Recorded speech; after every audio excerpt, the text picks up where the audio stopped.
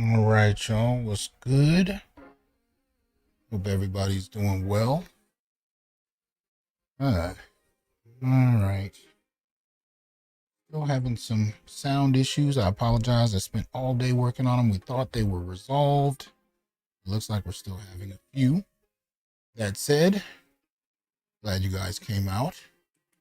Let's see. Before I get started, I want to shout out a couple of cash apps that I got between shows. And I want to start doing that. I want to definitely make sure you know I appreciate your support. So shout out to Edward and shout out to MLR for the cash apps. Appreciate that support. But like, share, subscribe, join, and donate. Support the show so we can continue to bring you independent black male thought. So I appreciate you. Shout out to Andre. Chat. What's up with Jason? What's up? Christopher. Good brother Malika, man. Always good to see you supporting the show. I appreciate you as usual. Shout out to Jason. Pops, what's up? Creative.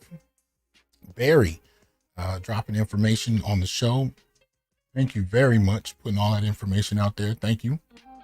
I'm listening. What's good? Shout out to Passport. What's good, man? Appreciate you for picking up the book. I do hope that you enjoy and are able to get something out of it. Let me go ahead and do the same. So if you haven't picked it up, go ahead and pick up Solutions for Anti-Black Misandry by yours truly, and see where we are in the argument, see what we're putting out there. So support the book. You can pick it up on Amazon. You can pick it up on Routledge. Pretty much any site where you pick up books is where you can grab that. So please go ahead and support the show. You can also support, of course, on Patreon. You can support on Cash App, PayPal, Venmo. All the information is on the screen. And you can, of course, support by Super Chat. So you know that. You can become a member right here on YouTube and enjoy some membership perks. Or you can become a patron or I should say, a patron on Patreon. And you can support the Onyx Report, which is this show. You can also support the Institute for Black Male Studies, which you just saw a commercial for. You can become a patron of both. So please consider doing that. And of course, on Patreon, I'll still be doing my live film reviews. So you are privy to those. If you come through at the $10 membership level on Patreon, you can join us for live film reviews and discussions. I think next up, we're going to do American fiction. So I'll be letting you know when we're going to go about doing that. So make sure you join the Patreon at the $10 level so you can participate, discuss as we, go through films. So support on that level as well. Let me see. Shout out to Ahmed, Ron, right? Jeremiah, what's up? Aaron, Real Big Boss, Calvin, what's good? Barry, appreciate that support. Already coming through. Again, make sure you guys hit the like button if you can't do anything else, but if you can, please make sure you send some type of support. Shout out to Jake. As the new 18-point Black political agenda, along with Ice Cube's plan, should be presented to all politicians, especially those running for high office. Well, and most particularly if they want Black male votes. And I was just telling a good brother of mine before the show, the thing about this is, there are plenty of Black men who've never, obviously heard of the new 18-point Black male political agenda. And it's going to be a process because Black men, we've never really had a list of political interests. We never, our interests were always community wide. We were not prepared for Black women to operate independently of us as their own demographic, which is something they appropriated from white feminists. We weren't prepared for that. Many of us are still operating with the civil rights Black power model.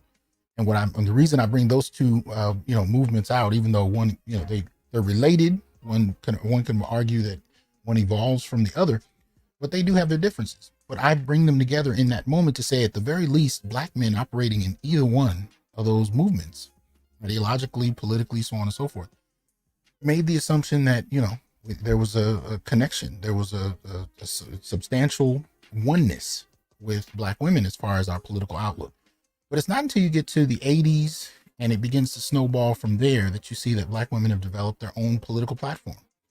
And it's nothing wrong with having, unique interests, but it has evolved from that. It has gone beyond, we need a couple of things that, are distinct to women, like breast cancer policy or something of that nature. It has evolved into a whole platform, a platform that operates independently of men. And it's really only been in this last 5 years or so that I think Black men have been coming to terms with the fact that there is a much larger gulf politically that's developing. Now, obviously, in terms of voting practices, Black men and women still vote majority Democrat, but the gulf, I think, is widening, and men are starting to talk about differences and the lack of support from the very women that are advocating for policies that are unique to themselves. And this I talk about as the Black masculinist turn. And I think there are many moments that we've seen this. Obviously, Ice Cube and the Cocktails with Queens, that discussion was one of the pivotal moments. The death of Kevin Samuels is another pivotal moment.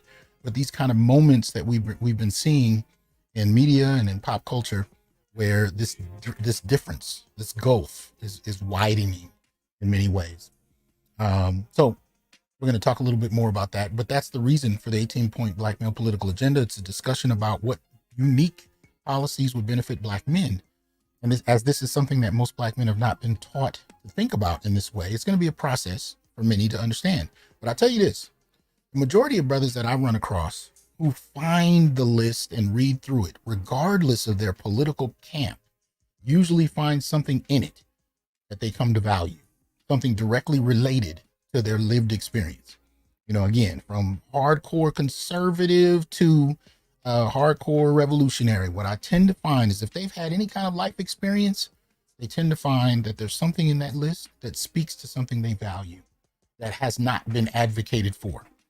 Right. So this is why, my show is not really, focused on any one political parties, because I'm advocating for Black men and boys. And that said, we're going to look for policies that help advance and improve the quality of life for Black men and boys. Right? Shout out to Creative. Is this a social shame / ostracization list like the sex offender registry? If so, it will be highly effective. Okay. We'll get into that in a moment. Jaguarchery was good. Clutch and Stick was happening. Sun God, what's up? Ghetto User, always good to see you. PR Frank, what's going on? Beef King. Hootsie, Hashim, what's up? Queen Kalila, how you doing, lady? Hope you're well. Got Dr. Thompson in the house. What's good? Hope you're well. I appreciate you coming through. Compassionate, what's happening, man? Boost. Let me see. Indigo, what's going on? Salty Balls, what's up? Artisan, always good to have Artisan in the house. Y'all make sure you support the Artisan MC channel, most particularly at 11 o'clock Pacific, Sunday mornings. Check out his reflections on mostly pop culture, but don't get it twisted. He's going to drop a lot of life insight on you in the midst of all that. So support the Artisan MC channel. You know, go ahead and do that. GC, what's going on? Grab Second Gear, what's up? All Star, Spain Man, what's happening? Let me see. Got BGS in the house. Shout out to BGS. Talked to the brother most of the day yesterday. Gave me a lot of good insight. Helped me get my system going, which is much better than it was. But apparently, I still have some of those. But some of those PC updates are kind of jacking up my system. So there's a lot of stuff coming through that's unexpected. Yeah, but appreciate that support, Ghetto User. Dr. Thunder in the house. What's good, man? Support the Dr. Thunder channel. You know, yep. Says third party. Let's go. Real talk. AB Media. Shout out to AB. Support the AB Media channel. Check him out. Let's see. Okay. Art Noostal in the house. I'll make sure you support the Art Noostal channel. Yeah, and everybody I mentioned, you know, definitely go ahead and put your channel links in there. Let people find you. Big Discussions. What's good, Doc? Hope you're well. We got a interview we're going to be doing on his channel Monday. So make sure you support Big Discussion 76. And he just did a very special episode looking at synthetic weed. So make sure you check out Big Discussion 76. All right. What's up, Douglas? You know, Douglas in the house. Now, this is going to be important. If you're not familiar with Douglas, you know, this is going to be important for you because this is actually a show that he initiated in many respects, right? So Douglas is, or at least I think he's still the senior VP of the National African American Gun Association.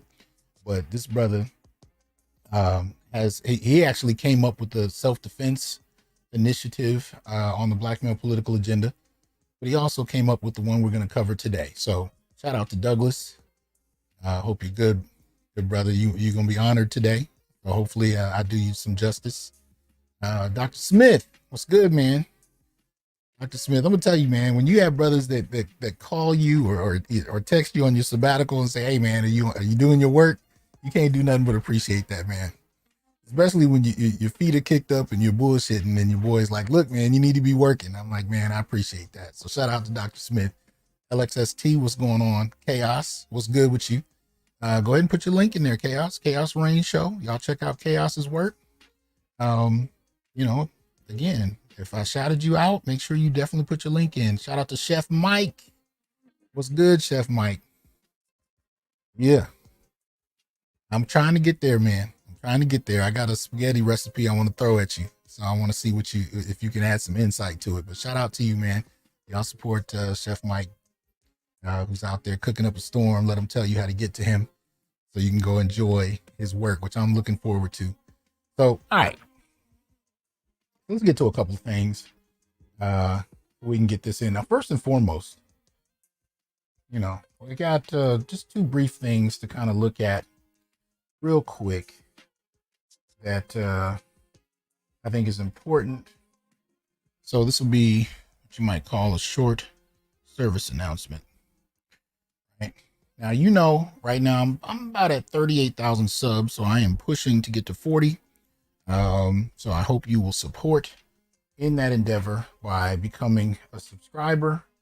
If you have not already, especially if you're a listener and you've been coming through for a while, but you don't necessarily have access, you know, hold on, there we go. Yeah, but anyway, if you've been a listener for a while and you're not subscribed, please go ahead and do so. You know, come back through.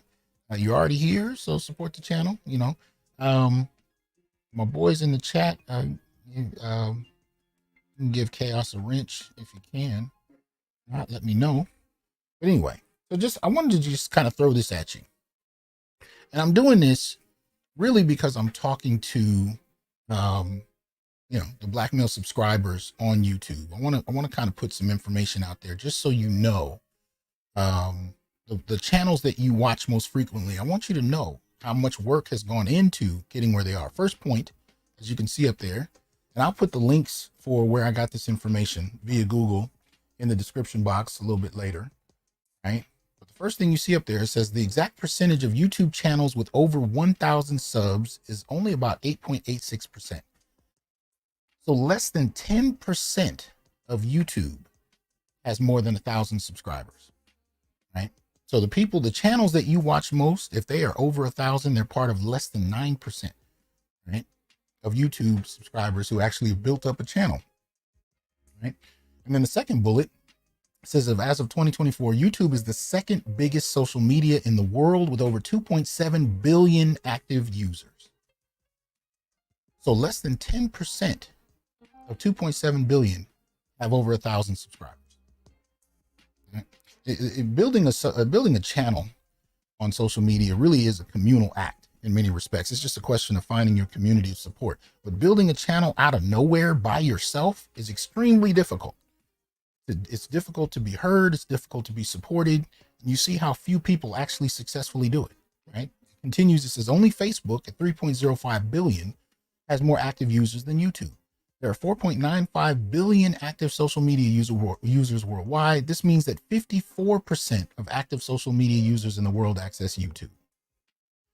So more than half of all active social media users are on YouTube, right? And less than 10% of them have over 1,000 subs. So when you see your favorite channel or one of the channels that you frequent doing their thing, make sure you support them. Make sure you get the word out, because it's not as easy to build a channel as some would have you believe. A lot of the brothers that you've seen on here for years have been putting in an incredible amount of work to get where they are. Least you can do is support them. And as they do so, hopefully they will reciprocate by representing your interests, making sure they produce content relevant to your interests. So make sure you support them. This is not as easy as it looks. If it was, everybody would be doing it, right? So it really is on some lottery shit for brothers to really, build up a channel. And that doesn't speak to anything about being shadow banned, right? YouTube can shadow ban you simply because they don't like your approach. And you can grind and really be doing it in obscurity. So we just got to make sure that we support channels that we advocate for so that we can continue to develop and grow. And you have brothers that are actually building careers on social media. So again, it's not easy to do. Just want to make sure you support, right? So as Compassionate says, support Black male media, real talk. Okay, I think Big Discussions needs a wrench as well. Let me see. I have to pull it up. I haven't. Oh, can I do that on my phone or not? Or pull up the actual show itself. Have to be what happens.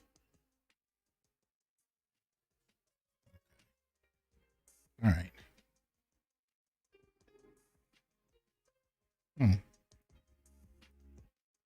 Okay, let me see if I can get you. It's like my system is moving in slow motion. There it is. All right. So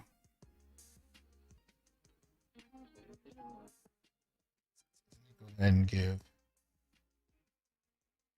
Okay, let me know. Dr. Anwar, you should have a wrench. Let me know.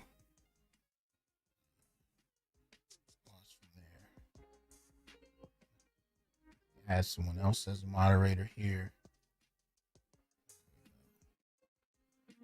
All right. Okay, so I think we're on there. Two Triv, what's going on? All right, Davion, what's happening? All right. So let me see. Compassionate says, if only 10% of channels have over 1,000, we're not as small as we thought, and it proves we're definitely shadow banned. Real talk. That's absolutely true. Absolutely true. So anyway, that's the first part. Second part, this is a video sent in to me by a supporter of the show, a good brother of mine and a subscriber. Shout out to Lewis. Good to see you in here. And this is an interesting kind of moment where you see just a kind of commercial about Black History Month. And I think it gives us kind of sense of where we are, right? Where Black men find themselves in regard to this. Now, this happened last year with Black History Month. I noticed that the way Black History Month kind of rolls into Women's History Month, what they decided to do seemingly in popular media is split the difference. So they focused on Black women and just kind of followed them from February to March. But this is a brother. So he sent me this. He just recorded it with his phone. So hopefully you'll be able to, hear it to the extent you can. But check this out. It's more than a mood. It's a mindset. It's more than a moment. It's a movement. It's more than a chapter. It's the whole story. Black History Month. It's more than just a month. Make it a lifetime. All right, so you can kind of see that. And yes, it's on Lifetime, but I think it's still interesting in and of itself, right? The removal, the absence. And I had brothers on Facebook that were like, no, I saw a Black man and he showed up for a second and you have to count that. And I'm just like, if you have to look that hard to find brothers in a commercial that should be, and advocating for the Black community, then there's already a problem. So, it is what it is, right? So you have this kind of absence thing that's taking place that I think people are kind of ignoring, but it's been going on for a little minute. And I don't think it's limited to the Lifetime channel. I pointed out commercials. I've even written about them in the book. Commercials that have been coming out for the last number of years, and you see this kind of absencing. I'm going to make up a word there. This absencing of Black men, this disappearance in regard to how Black men are perceived. We're conveniently, ignored, and I'm seeing that as something that's growing. So shout out to Jelaba, who sent me that video clip. This kind of happened, and he managed to grab his camera. I think he was testing it out, and the commercial came on. And he shot it to me, but kind of what we're seeing. Shout out to MLR, see you in there. I just shouted you out a little bit earlier for the super chat you sent through. Appreciate that. Right. Let me see. All right. Okay, so we're gonna dive into it and just jump into what we're talking about. Let me go ahead and put this on the screen. If you're not familiar, I have been building up, and not alone, mind you. There's been a number of people who've contributed to this. As a matter of fact, it's all contributed. I'll explain it as we go.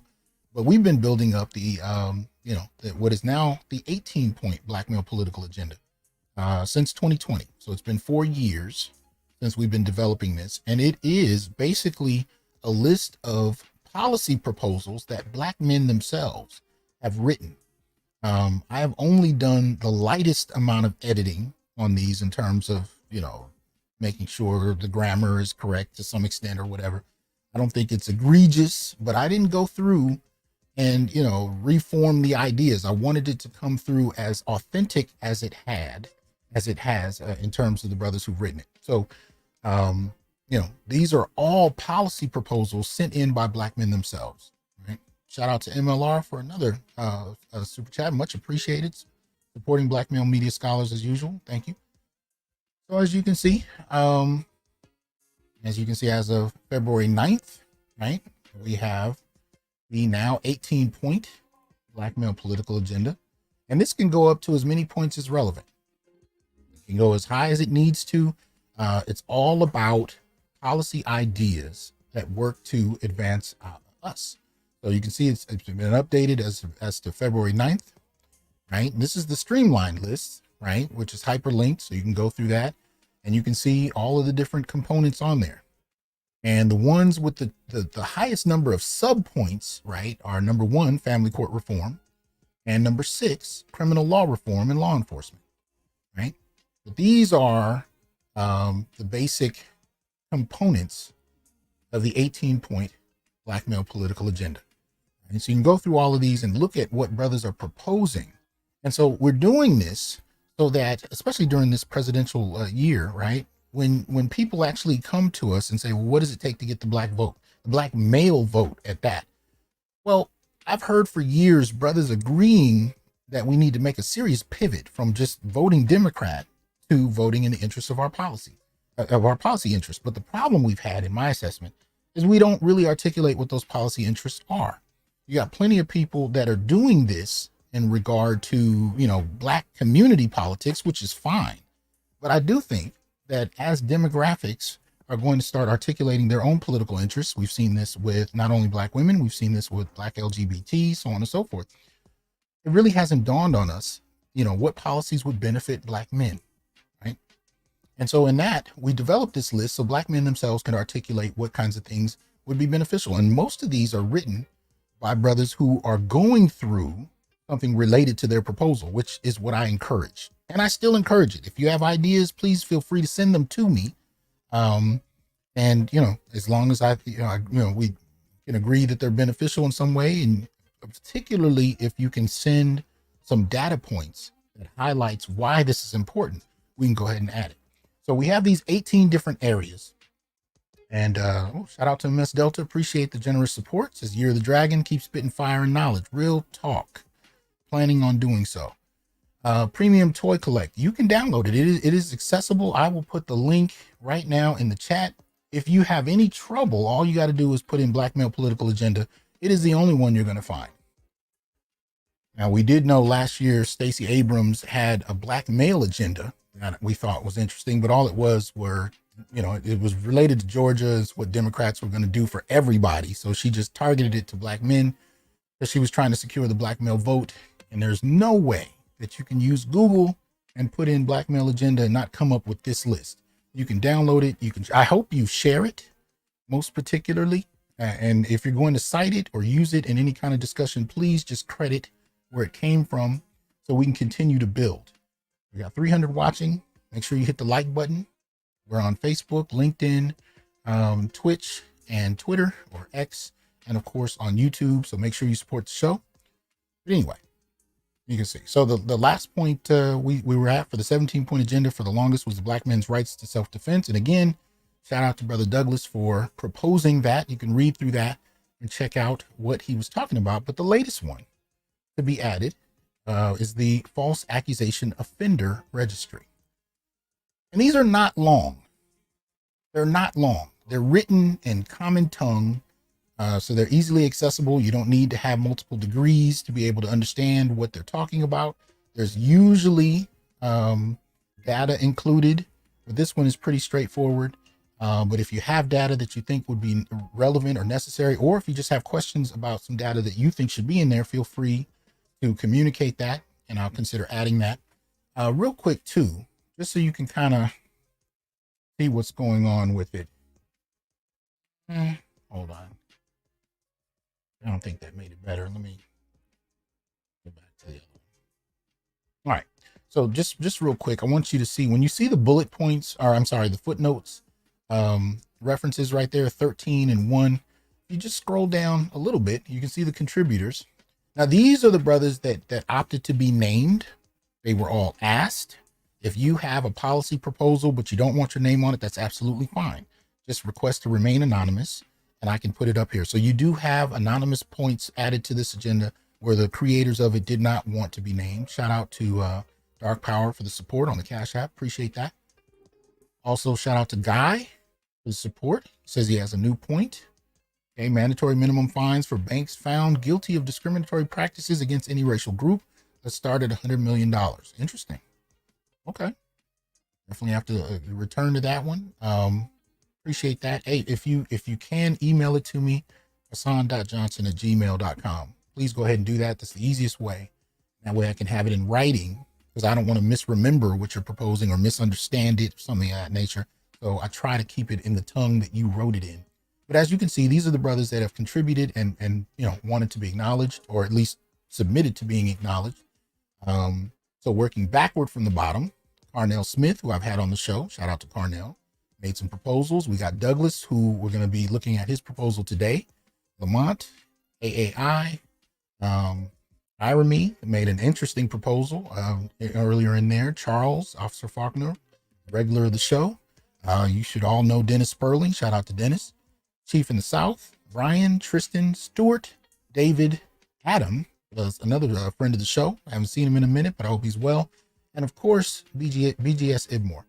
Now, BGS prompted me to do this because we were talking about it, and I didn't really know if it would be something brothers would even be interested in, but he kind of nudged me to do it and was kind enough to make some contributions himself. And he added on to the one from today. So if you look at the top of the agenda, you see 13 and 1. That speaks to Douglas, who actually sent in the proposal, and then BGS that added some components to it.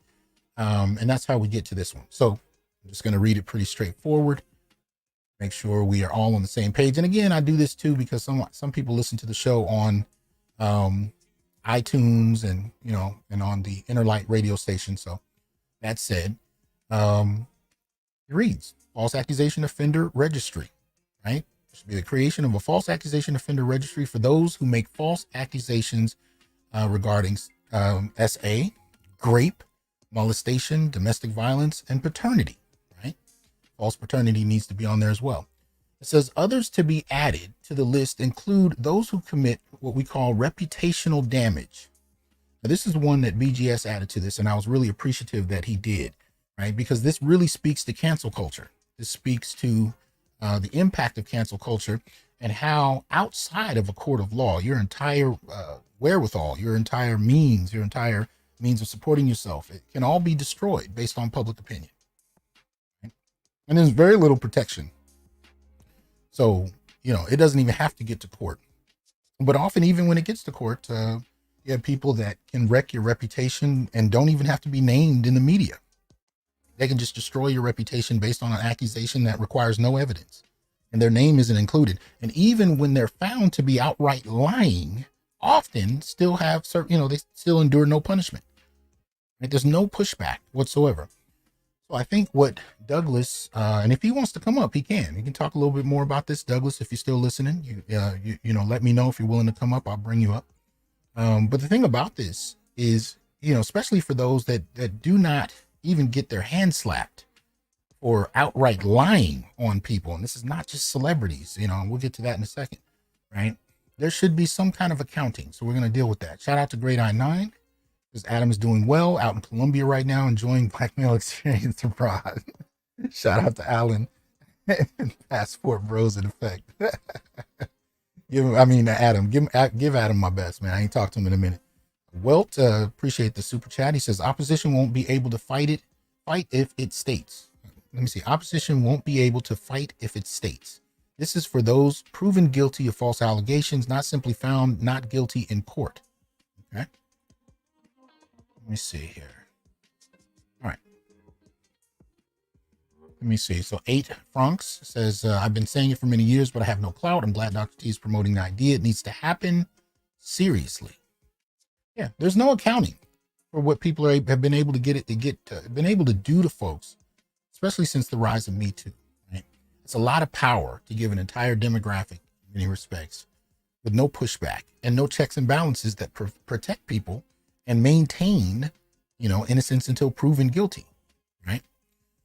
So anyway, he continues. Others to be added to the list include those who commit reputational damage against others using false claims. E.g. cancel culture, commit a unique form of social coercion, the practice of persuading someone to do something by using force or threats. Such threats can include publicly made false accusations about one's sexuality, activities, background, and or behavior, right? So that's one aspect of reputational damage, right?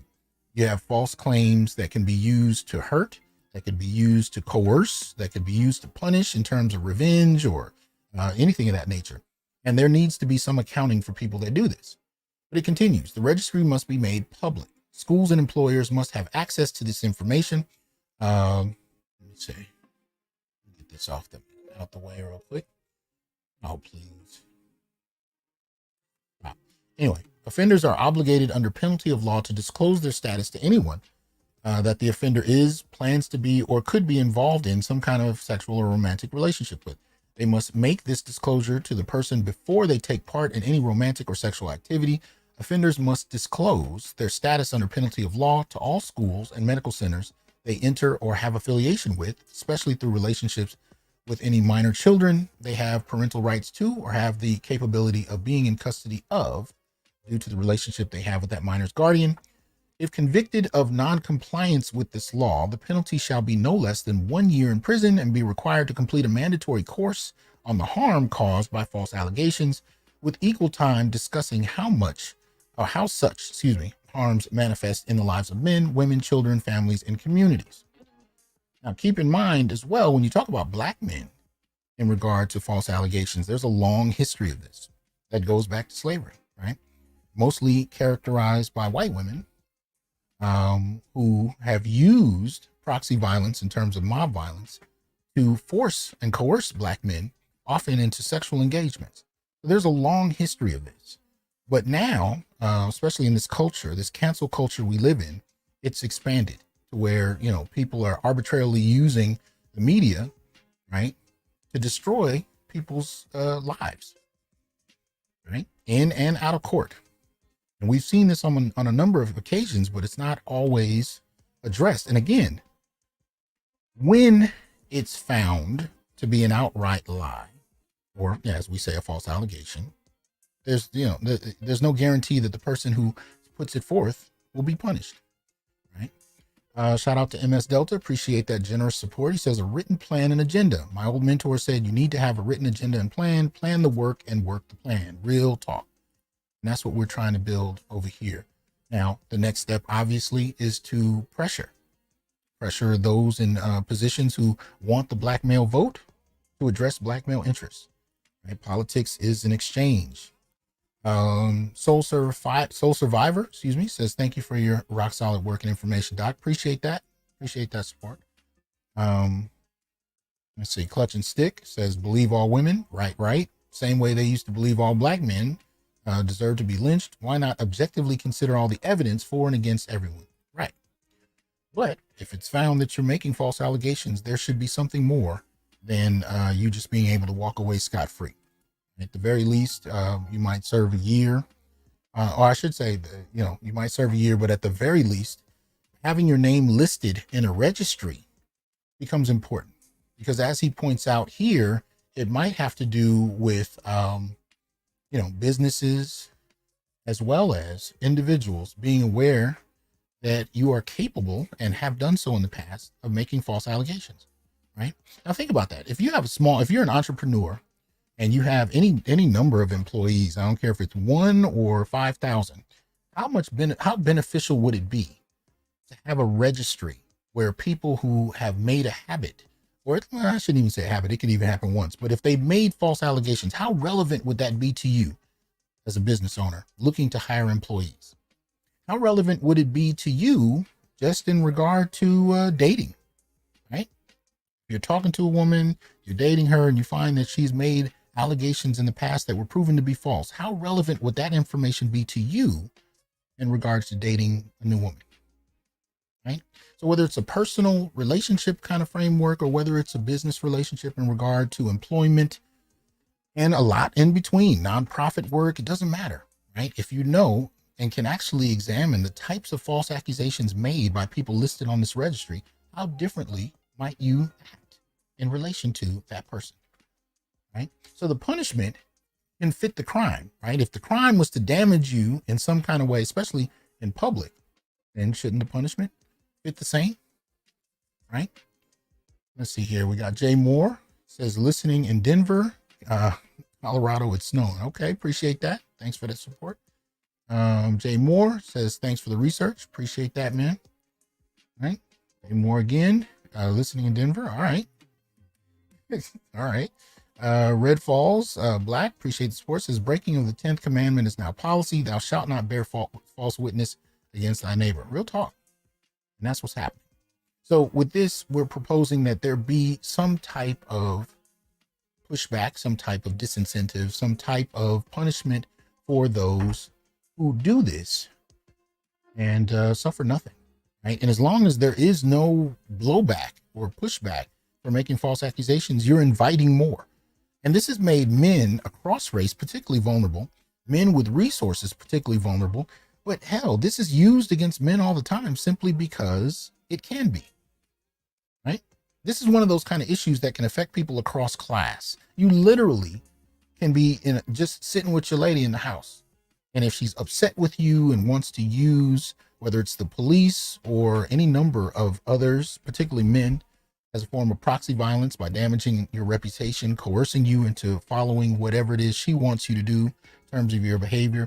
And we've seen this where the police are used, not because he's actually done something, but simply because she's upset with him, so on and so forth. These are problems.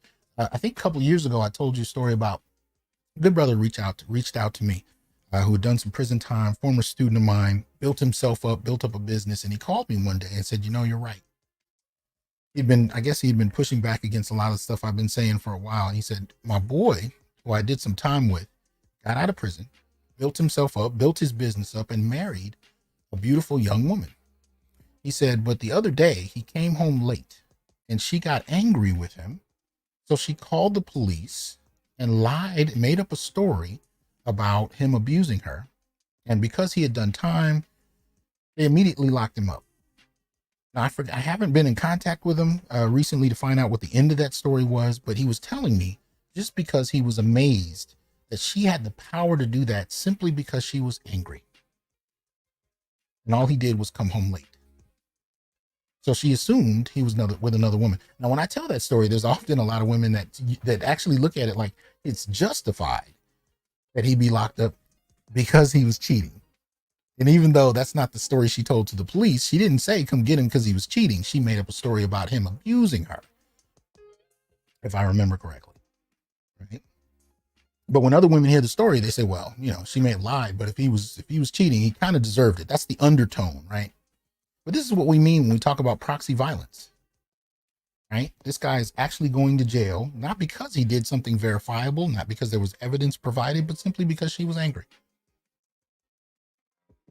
And that could have severely damaged everything he's built. Now, obviously, you don't have to go to prison to appreciate what it takes to build yourself up. Men do it every day. Spend years building yourself up, and all of that can be arbitrarily taken away simply because someone's upset, someone wants revenge for a perceived slight, or simply because they can, and it's Tuesday. Right? I remember Richard Pryor used to joke about where he grew up in Peoria. He used to say, he was talking about redneck white women used to, go to court and make up false accusations just for something to do on a Saturday night. Now, clearly he's exaggerating and joking, but Rich also would pull from his own experiences in his comedy. So we can't say to what extent that happened, but I don't think Rich was wholly making that up out of nowhere either, because we still see a culture where people fabricate lies simply because they can. Right? And we've known that there have been a number of people, right, who have actually been found out, right? One of the biggest cases we saw in the last couple of years was Johnny Depp. The actor Johnny Depp, Amber Heard. And the reason that was important is because Amber got caught, they recorded her actually telling him, admitting to actually hitting him, and then saying nobody's going to believe you anyway. This is what it took for the public to start to acknowledge that men are not always on the aggressor end of abuse, and that women can and will lie at times, more so than people assume, for their own purposes, right? So this whole culture of believe all women can be called into question, right? Mr. FBA, appreciate that support. Says, me and my wife are near our first step goal of saving $10,000 to hire a lawyer to fight my case to get me off the registration list. Wish me luck. All right, brother. Good luck. Hope that works out for you. Yeah, because that can be dangerous, man. So I hope that works to your benefit. Let's see. All right. So that said, yeah. The Johnny Depp was pretty serious. Johnny Depp case really kicked open the door. Now, we've known that this stuff has happened for decades, for generations. This is not new. But in terms of being able to prove it to the public, that's a different thing. And I think post Me Too, in this cancel culture moment, Johnny Depp's case was a huge pushback to illustrate how women will weaponize tears, weaponize the prevailing idea that women are innocent and are incapable. And we're not saying, at least from this show's vantage point, I'm not saying that women are just monsters that are out to destroy men. What I'm saying is they're human beings. And when you give human beings unchecked power, what tends to happen is people abuse it. But we've developed a culture where the men are held accountable for their abuse of power, but the women, we just kind of dismiss. And there's this general assumption that they really can't do this because they're inherently better beings. And this is what we see in our media all the time, right? Women are presented, and they have been since, I can't tell you, it's been the last number of decades, at least 40 years, but they're presented as if they're infallible, They're wiser, stronger, better, more capable, more intelligent, right? We get all of these kind of things subtly given to us in media, from children's cartoons all the way to adult films. The idea that they are inherently better beings and men are just fuck ups that are lucky to be in their company, right? But when you start to deal with reality, you start to see that this is not how it stays, right? So we know that these cases, and this is also something to be said for social media, for smartphones, things of that nature, where you're actually able to get more and more evidence that this is not new, right? So whether we're talking about Johnny Depp, Michael Irvin, Chris Brown had an interesting case like a year ago. A woman had accused him of rape, and he was able to pull up the texts that proved that she was actually, pursuing him. And the interesting thing about that is once those tapes came out, or that those texts were made public, her lawyers dropped her. I want to say like within 24 hours, they just dropped her, right? Did she do time? Did she suffer any punishment for a false accusation? None that I heard of. But I didn't follow the case much after that. So, hold on. I'll see you, Douglas. I'm going to drop the link in the chat, but this is particularly for Douglas. So, go ahead and put that up so you can come on up. We can talk about this. But yeah, so Chris Brown's case, right? The young woman in question just kind of vanished after that. That was it, right? No punishment of any note. We know of Keke Palmer. There was a situation that jumped off with her where, she, I believe, had suggested that her husband or whatnot had abused her. Turned out that when we saw video evidence, she, if anything, was the one that was abusing him. Right? We could take it back to Kobe Bryant, the infamous case of the multiple DNA sperm findings within his accuser's womb. Right? One of the biggest cases lately has been the Brick Lady. Right?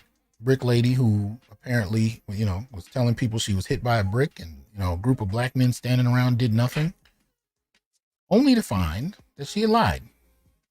Now, she was hit by a water bottle, but it was also after she had assaulted somebody else. So first she assaulted the man.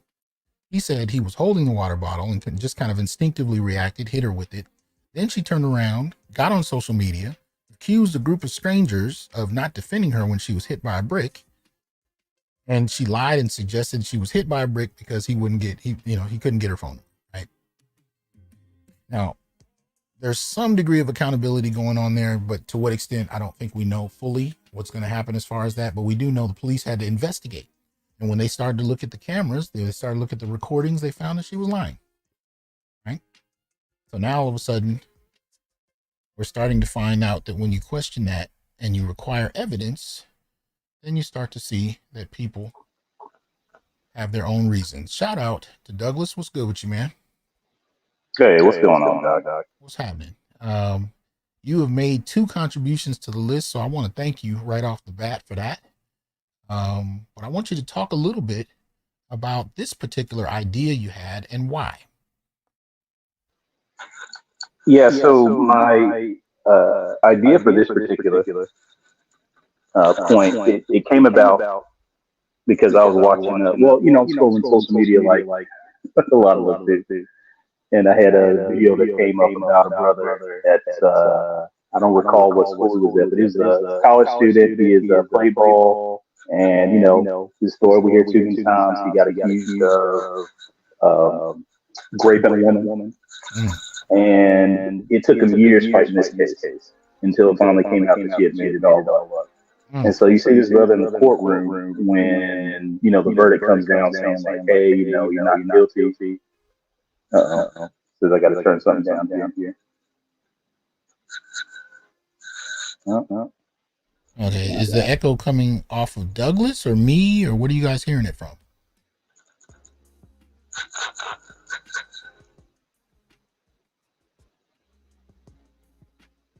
Okay. I think it's me. Hold on. Yeah, they were saying it's you. Okay.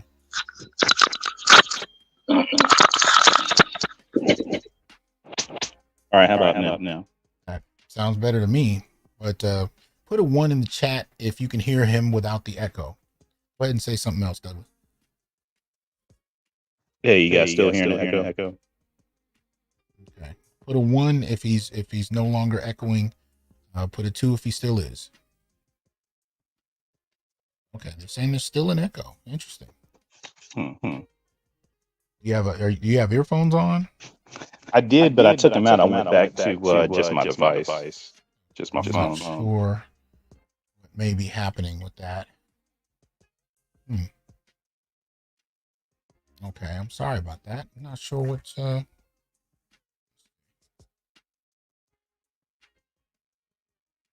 right, how about now? I'll let him know.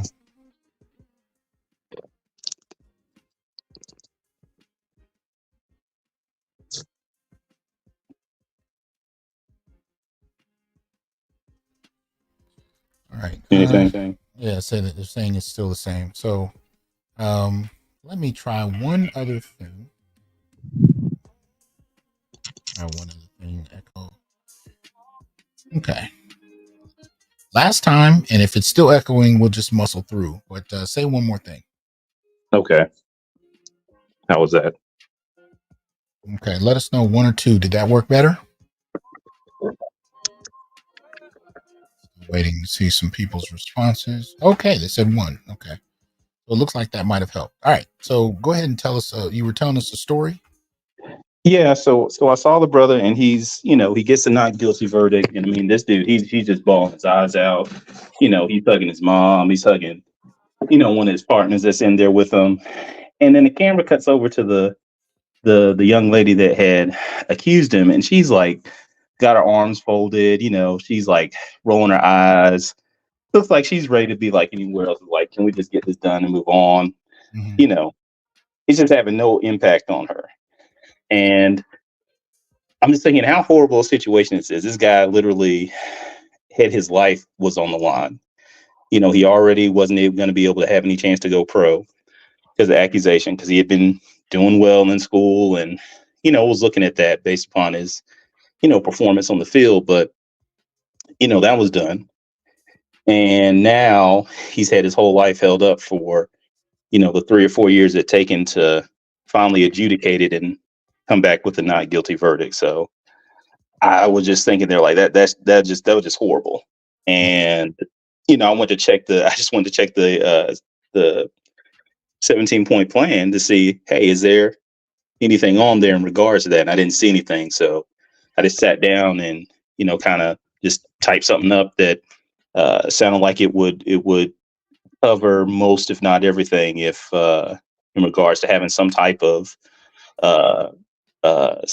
punishment for the person that issues a false accusation, and then can protect other people from that person in the future. Right. So, and I want people to take their cues from what Douglas did. If you read through the agenda, and please read through it, because you'd be surprised how thorough it is, despite, it doesn't sound, 18 doesn't sound like a lot. But when you actually go through it, you see there's a lot of sub points involved, so on and so forth. But if you see something that's missing, I implore you to do what Douglas did. All you got to do, send me, a few sentences to a paragraph of what it is you're proposing at the least. And then if you can, send in some data points in relation to your idea. You know what I mean? And that's really all we're talking about. As long as it improves the quality in life, as long as the intention is to improve the quality of life for Black boys and men, that's it.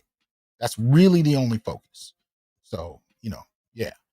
But you're dead right. And if you wouldn't mind, man, I'm going to pull up a number of things that we can go through very quickly just to demonstrate why this is important.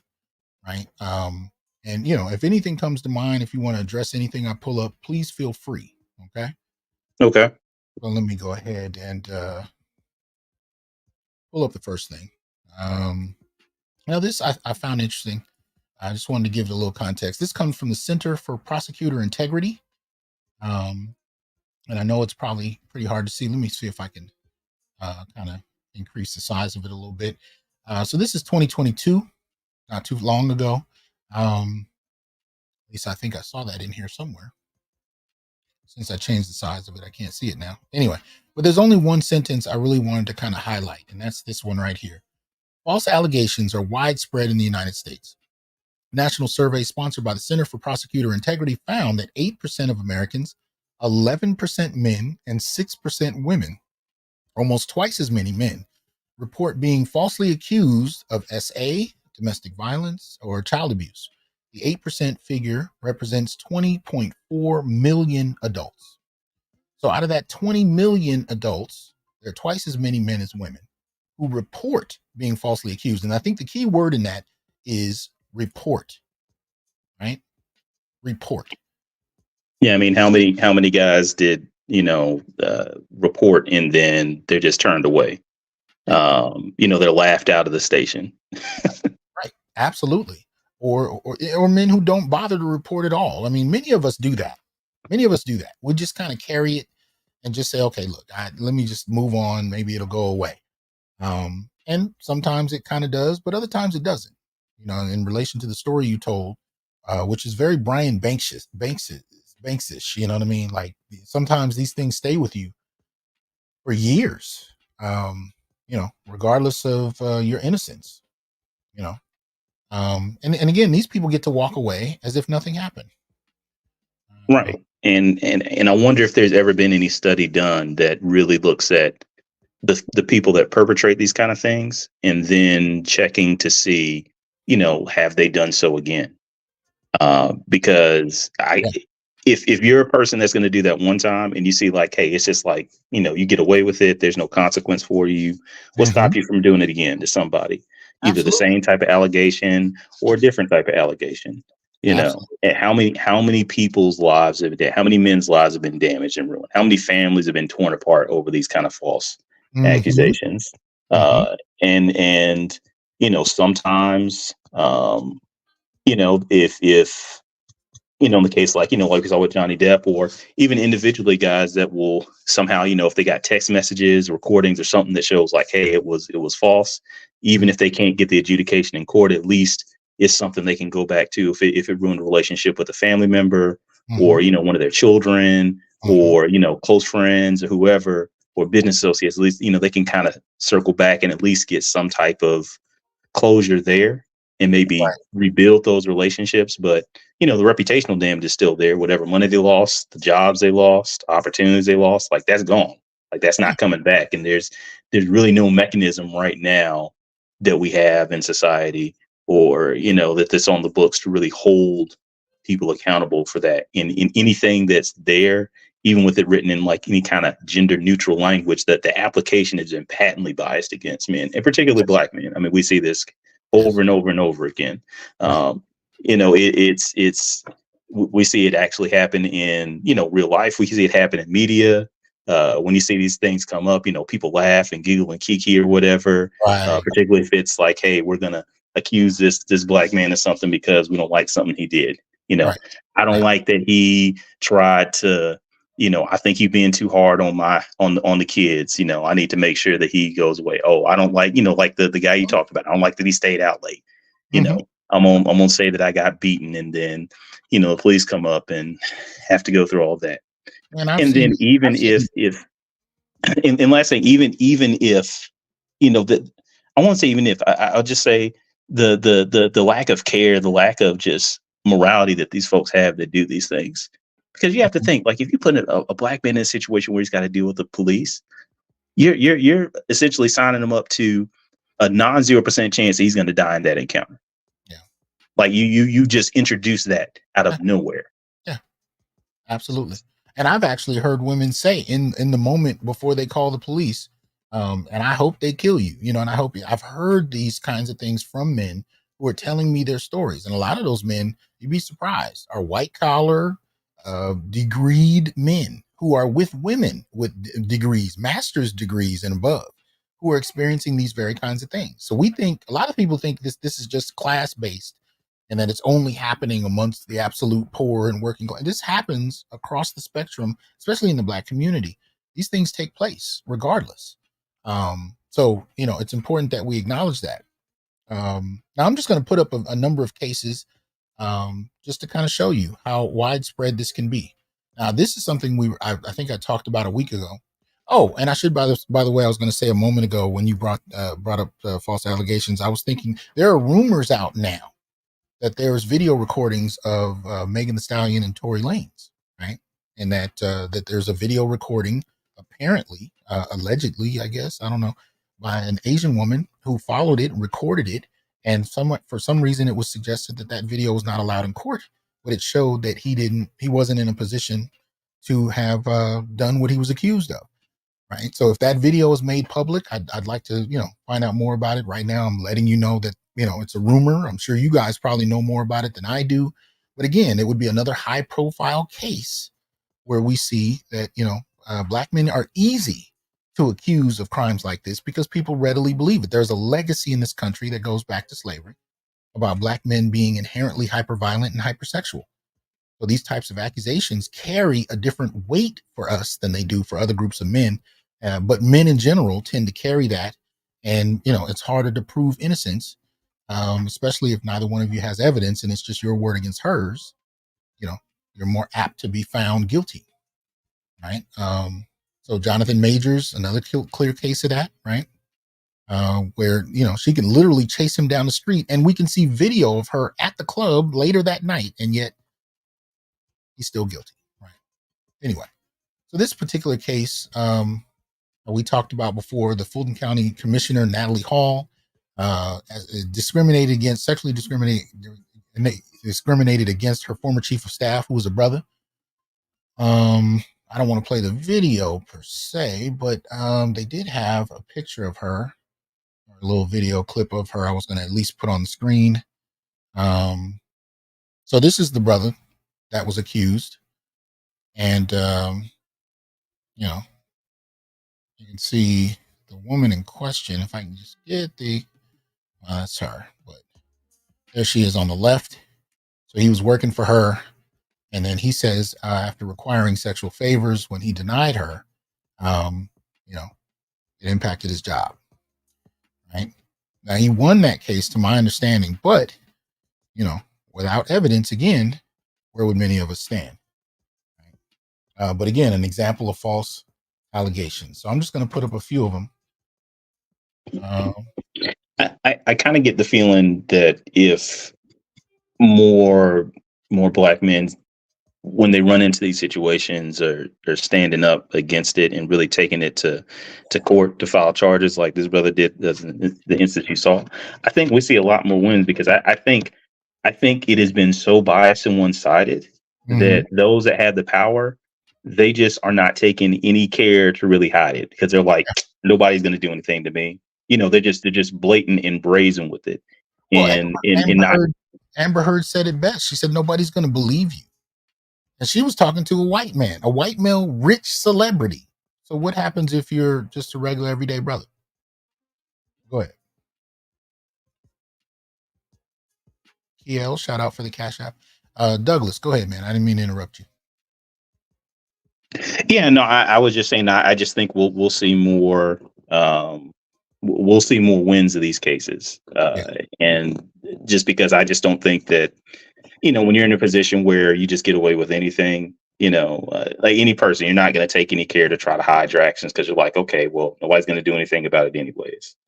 So I'm hopeful that more of us will really step up and try to address and try to press these charges. And even if the case isn't won, there's still value in doing that and showing that, look, there's going to be a time and resource cost to doing this. Yeah, you may still win that case, but you still have to have time and resource costs. And then there comes the potential of reputational issues, because at a certain point, people are going to start looking and be like, okay, even if we don't think you did it, we got to ask, how did you even get in a situation where you'd be accused of perpetration of such an act against a man, of blackmailing him, making false accusations against him? How were you even in a situation where there was enough for it to go to court and actually go through the legal process to come out on the other side? So I think there's still value, at least in that, because it raised the question, it challenges that perception that people have. because if Right. you get enough of these cases coming up, you know, at a certain point, it's like, look, where there's smoke, there's fire. Like all these guys can't be making this up. All Yeah. these judges and lawyers, they can't just be thinking, oh, they're trying to make a paycheck. Like at a certain point, you have to think there was reasonable amount of evidence for people to think there was wrongdoing that occurred. And then we have to address the society and say, like, hey, what are we going to do to really deal with this? Because there's not really any language to talk about it as it is right now.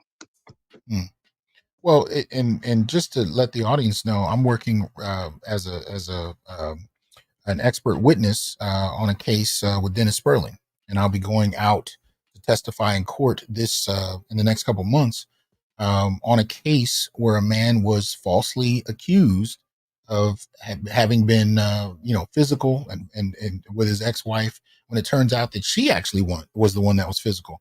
And so again, we have these kinds of situations going on where, we need to actually get into court. We need to become more litigious. We need to be able to demonstrate with evidence that these things can happen, because they are happening and they always have been, really.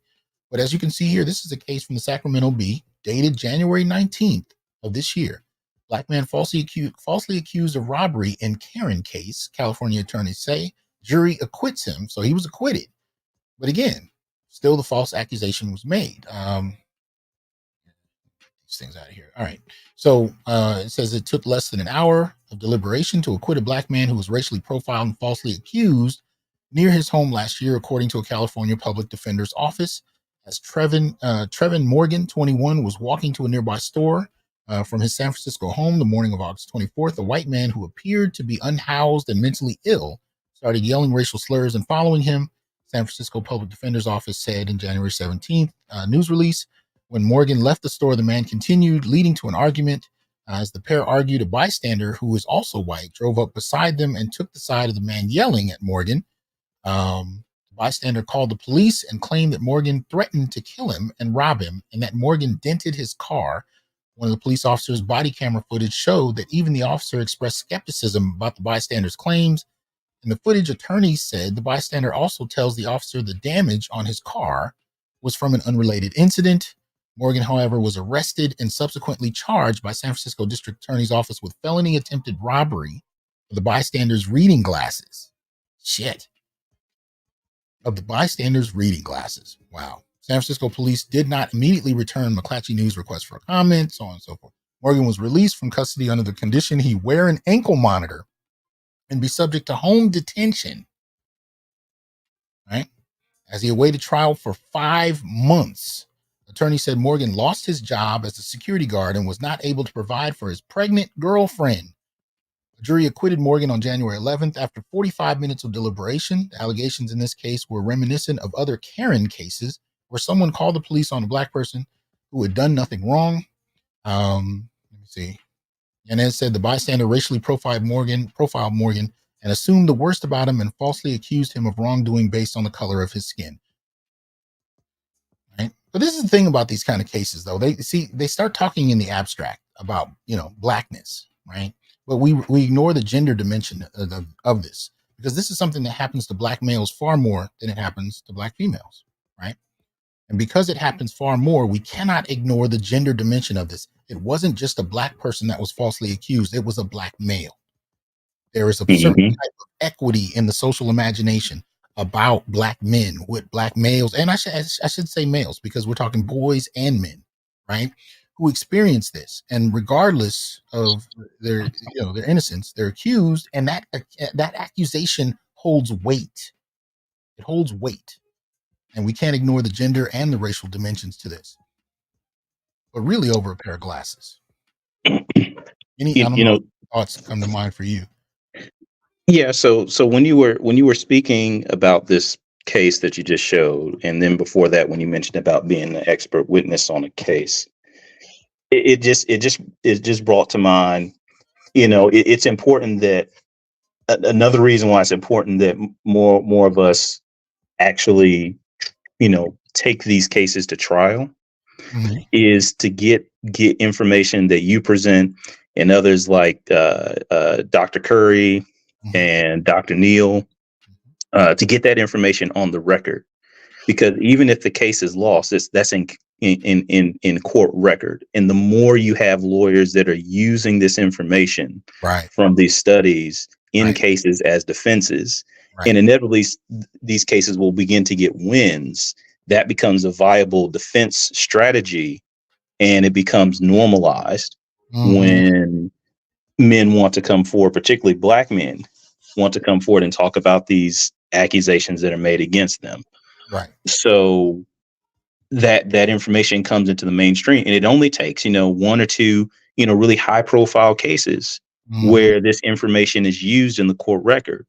And then when they're doing these interviews to try to find, okay, well, what was happening with the case and talking about, then, yourself or, a Dr. Curry or Dr. Neal, you're the people that they're interviewing to get information about the case. And then, you guys, you've been studying this, you've got all the data, you've got the books written, the articles, you can just, just off the top of your head, pop, just lay that out and get it in print in mainstream so that people can see it. And, that creates so much more opportunity for us to really get this issue to be addressed in a realistic fashion, because politicians, they're going to be running for office and stuff if they see these things, and they're going to be looking for, hey, what's the hot thing that, okay, I need something I can really do to set me apart or try to get some votes or some publicity or whatever. Let me say this. This is why I was saying earlier, when you're going to send in a proposal idea, it helps if you send in the data with it. And one of the reasons I say that is this is covering so many areas. A lot of people first need to understand, you're talking to a professor or researcher, so on. Much of the time, our research is fixated on a specific area, right? That's our training is about a specific area. And if we move to another research area throughout the course of our career, it's still usually very finely pointed. That's the nature of research.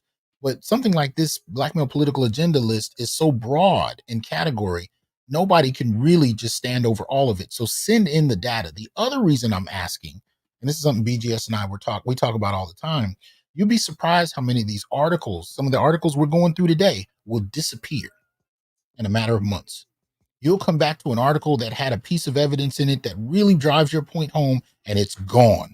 That's one of the reasons I try to put these articles on the screen during the show, because you'll come back to it in a year from now and not be able to find it for one odd reason or another. And I just wanted to show you, this is still the 18-point Black male political agenda, but we're looking at point 6, criminal law reform. Look at the data, right? This is not accidental. These are quotes. We're citing where the information is coming from. I'm doing this not only so that we can have the evidence if we have to go to court or if we're doing public presentations or publishing books, but so that you have the evidence, whether it could be a debate at the family table at Thanksgiving. It could be an argument where you're trying to protect your job from an false accusation.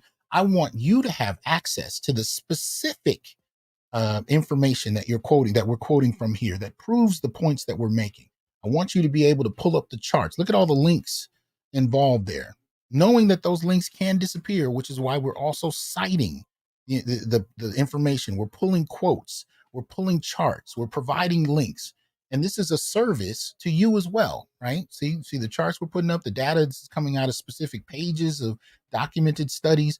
We're doing this because this shit will disappear on you in a heartbeat. And I want you to know where it came from. I want you to know what the original citation information was, so that you can use this information and we can use this information to advance, pushing this improved quality of life for Black boys and men.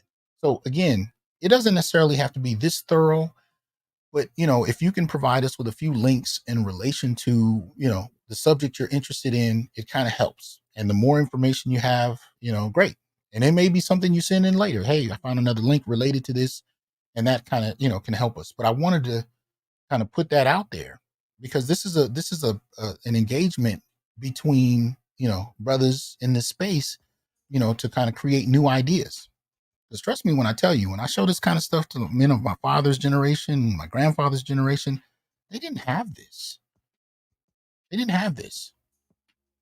so we need to be a resource to one another. Here we go. And I know this was unscheduled, Douglas, so, if you got to go or if you can stay, it's entirely up to you. But I just wanted to get you in here to speak directly to what you were proposing. So I appreciate you coming through. I hope you can stay, but I get it if you can't. So this one comes from the Columbus Dispatch, right? This is dated February 9th of last year.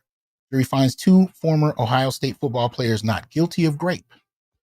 You can see the picture there. One of the brothers, if not both of them, are crying, as you would, right? 2 former Ohio State football players, Amir Reep and Jason Wint, both 24, embraced Thursday after Franklin County jury found them not guilty of rape and kidnapping charges. A then 19-year-old female had accused them of raping her on February 4th, 2020 in the Northwest Side apartment, right?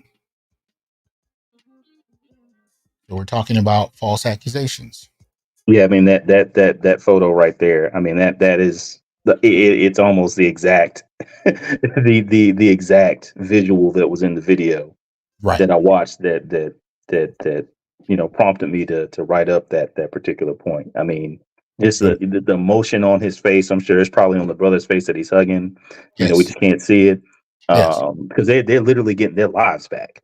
Yes. Everything was on hold. Everything that they because people don't realize the damage that this does. Like literally, this is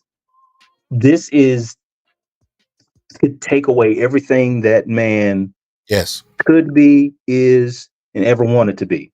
Yes. In an instant. Yes. And I just don't think people just they don't realize that. Yeah. And there's a lot of people that just don't care. No, because don't all care. they see black men and boys as like some kind of utility, some kind of tool or something to use and throw away for whatever their ends are. And it's sickening. But there's also a window of time a lot of the time. Like with athletes, it's a little clearer, right? You got a window of time to really make your bid in your career, and this kind of thing can hold you up for years. If you're familiar with the story of Brian Banks, he was a promising high school athlete, football player, was falsely accused of rape. It actually went in, did a little time, came out, had the ankle bracelet on. By the time he was able to prove his case, physically, he was not able to really play the game. Now, he played a little bit in the pros, and a lot of that, I think, was just a respect thing and acknowledgement for what he went through.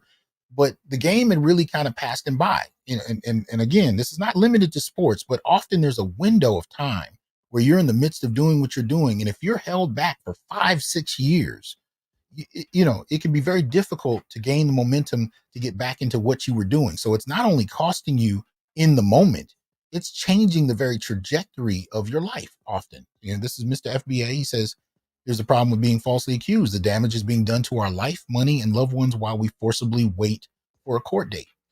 Yeah. So, and that's if you're able to prove yourself innocent. Usually you have to go a whole new way to figure out what you're going to do from there. So a lot of this comes right at a critical moment in your career or in whatever it is you're trying to do. Right. So these are the kind of things that we're trying to call attention to. Right. Now again, these are random and these are not limited to black men. As far as the number of these, I just grabbed a number of cases that I thought we should consider. This is October 1st, 2021. Former college star wide receiver seeks NFL tryout after false sexual allegations. Right? Subject of sexual assault has become a major issue on college campuses in the past few years. Far too long, victims had felt they were silenced, and their cases were not handled in their best interests, rather in a manner to protect the reputation of the school. Let me skip ahead a little. Tristan Wallace is an African-American athlete, right? Who had a very promising career as a football wide receiver. After being recruited to the University of Oregon, Wallace soon found himself off the team and out of the school after 2 females filed accusations of SA. The school moved quickly to move Wallace off campus, and both the University Police Department and the Lane County District Attorney's Office opened investigations. Then came the media coverage, the story of a double accusation against the star football player made for captivating headlines. However, Wallace maintains these stories are simply untrue, and the available evidence gives his version of events some credence. As I move forward day to day, knowing the truth that I am innocent, yet judged unjustly and quite harshly because of the malicious, defamatory untruths told in an ongoing 4.5-year smear campaign to negatively impact my life while simultaneously attempting to thwart any tremendously great academic and athletic opportunities I have in college at Prairie View, A&M, and the NFL. In the case of the first accuser, Wallace produced texts. Here we go again. Wallace produced text from the young woman after the encounter stating she was glad she spent the night. The woman asked Wallace if he was seeing anyone else, and she wanted to see him again after he returned from an out-of-town road trip with the football team. When Wallace promised to see her upon his return, she replied, "Yay, you better not break it." Wallace did not choose to pursue a further relationship with the woman, and in an interview during the investigation into the incident, a friend of the young woman admitted to investigators her friend became angry when Wallace stopped responding to her texts. So we're talking about revenge. In the case of the second accuser, Wallace contends the two never actually had full intercourse, though they did engage in sexual activity. This detail is corroborated by a friend of the accuser who told authorities that the woman in question told her, "We just made out and did other stuff." However, in the police report, the accuser claimed that Wallace engaged in unwanted intercourse with her 3 times over a period of several hours and at 2 locations. Wallace points out that the accuser drove him home the next morning. Once again, there were after the fact text messages from the woman, and Wallace says she was represented. She also represented a desire to see him again. Once again, he declined. Then there's the issue of the timing of the complaints. The first alleged incident occurred on September 12th, 2016. The second took place on September 22nd, 2016. Despite the time between the 2 incidents and a period of weeks afterwards, the 2 women filed their reports on consecutive days, with the first approaching authorities on October 4th and the second October 5th. This raises the obvious question as to whether the 2 women in the close-knit college community became aware of each other, and if that had any bearing on their decision to make these allegations. So we're looking at revenge, right? Being slighted. He didn't want to date me. Embarrassment, frustration, attempts to control. These are all motives for why people would use institutions, like law enforcement, to operate on their behalf to hurt somebody that they're upset with, right? This is fundamentally what we're looking at. Shout out to Beretta, says, let's get this implemented. Walaikum salam, Dr. T. All right, brother. It's good to hear from you. Appreciate that generous support. And I agree. Let's make it happen. Lewis says, I had false charges put on me. I had to spend $30,000. Ooh. My money I did not have. I lost my job and was proven innocent. Still to this day, I have friends and family that do not talk to me, although it was proven that she lied. Now, Douglas, have you run across stories where family and friends have permanently severed relationships based off of false accusations? Is that something you're familiar with? And did that play into any of your thinking on this? Yeah, I mean, I've heard stories of it, and actually, there's a guy I went to high school with that he ended up doing some jail time over a false accusation, and I knew some of the other friends that were there, and kind of talked about the situation. So it was apparent that it was everything was made up, but he still ended up doing those 6 years. And obviously that's had a huge impact on his life, and what he's done. So I mean, it's real. Yeah. I mean, it's just hearing the situations with the athletes. I was thinking, if there's I mean, there's got to be grounds for some type of class action lawsuit against colleges and the college system in general on Title IX violations. Yeah. Because far too often we see when these accusations come up, the man, he gets kicked out of college. Yeah. But even if it's proven that, like, hey, the woman made it up, like, she doesn't get kicked out of college. She doesn't face any repercussions from the school. Mm-hmm. And Title IX is written, is supposed to be gender neutral, but we clearly see these very biased application of it. Right. Absolutely. Now a number of the ones I'm going to go through are athletes, but I do want to stress that this is not limited to athletes by any means. Athletes just kind of come up more readily when you do a search, in terms of false accusations. And I think the subtle inclination there is that they're on the cusp of a career, a cusp of a successful, well-paid professional career. And I think the incentive there for many people to lie is not just revenge, but sometimes to secure some type of benefit from the person. Now, this one, is what I mentioned earlier. A lot of the brothers in this space are very familiar with the Brian Banks story. The good thing about this story, however, is that there was a film made, so you can actually go see it. But a lot of the time with theatrical films, they change some things. I actually show this one in my class. And one of the things they change in this is that they give him a girlfriend kind of figure in the film. And, she even doesn't want to deal with him for a minute because at some point she had experienced grape before she met him. So when he meets her after he's already served time, he explains to her that this is something I served time for, so on and so forth. So I have to tell my students, they actually fabricated that character because there's almost no way to show the Brian Banks story. It doesn't end up looking like an indictment on Black women. So they fabricated this kind of girlfriend to take the heat off of, this kind of story. But the reality of Brian Banks' story is vicious. And it cost him really a career. Like I said, he was able to experience pro-life, but it was really more of a symbolic gesture from my understanding. But in terms of actually playing full ball, if you're not able to compete at the professional level for multiple years at a time, even if you're working out on your own, it's really difficult to be able to jump back into something you haven't been able to do for like 5 years or more. And unfortunately, that's one of the things that happened with him. So he never got to see what his career could have looked like, uninhibited. Oh goodness, I'm really losing my vocabulary today. Shout out to BGS. BGS, check your text. But anyway,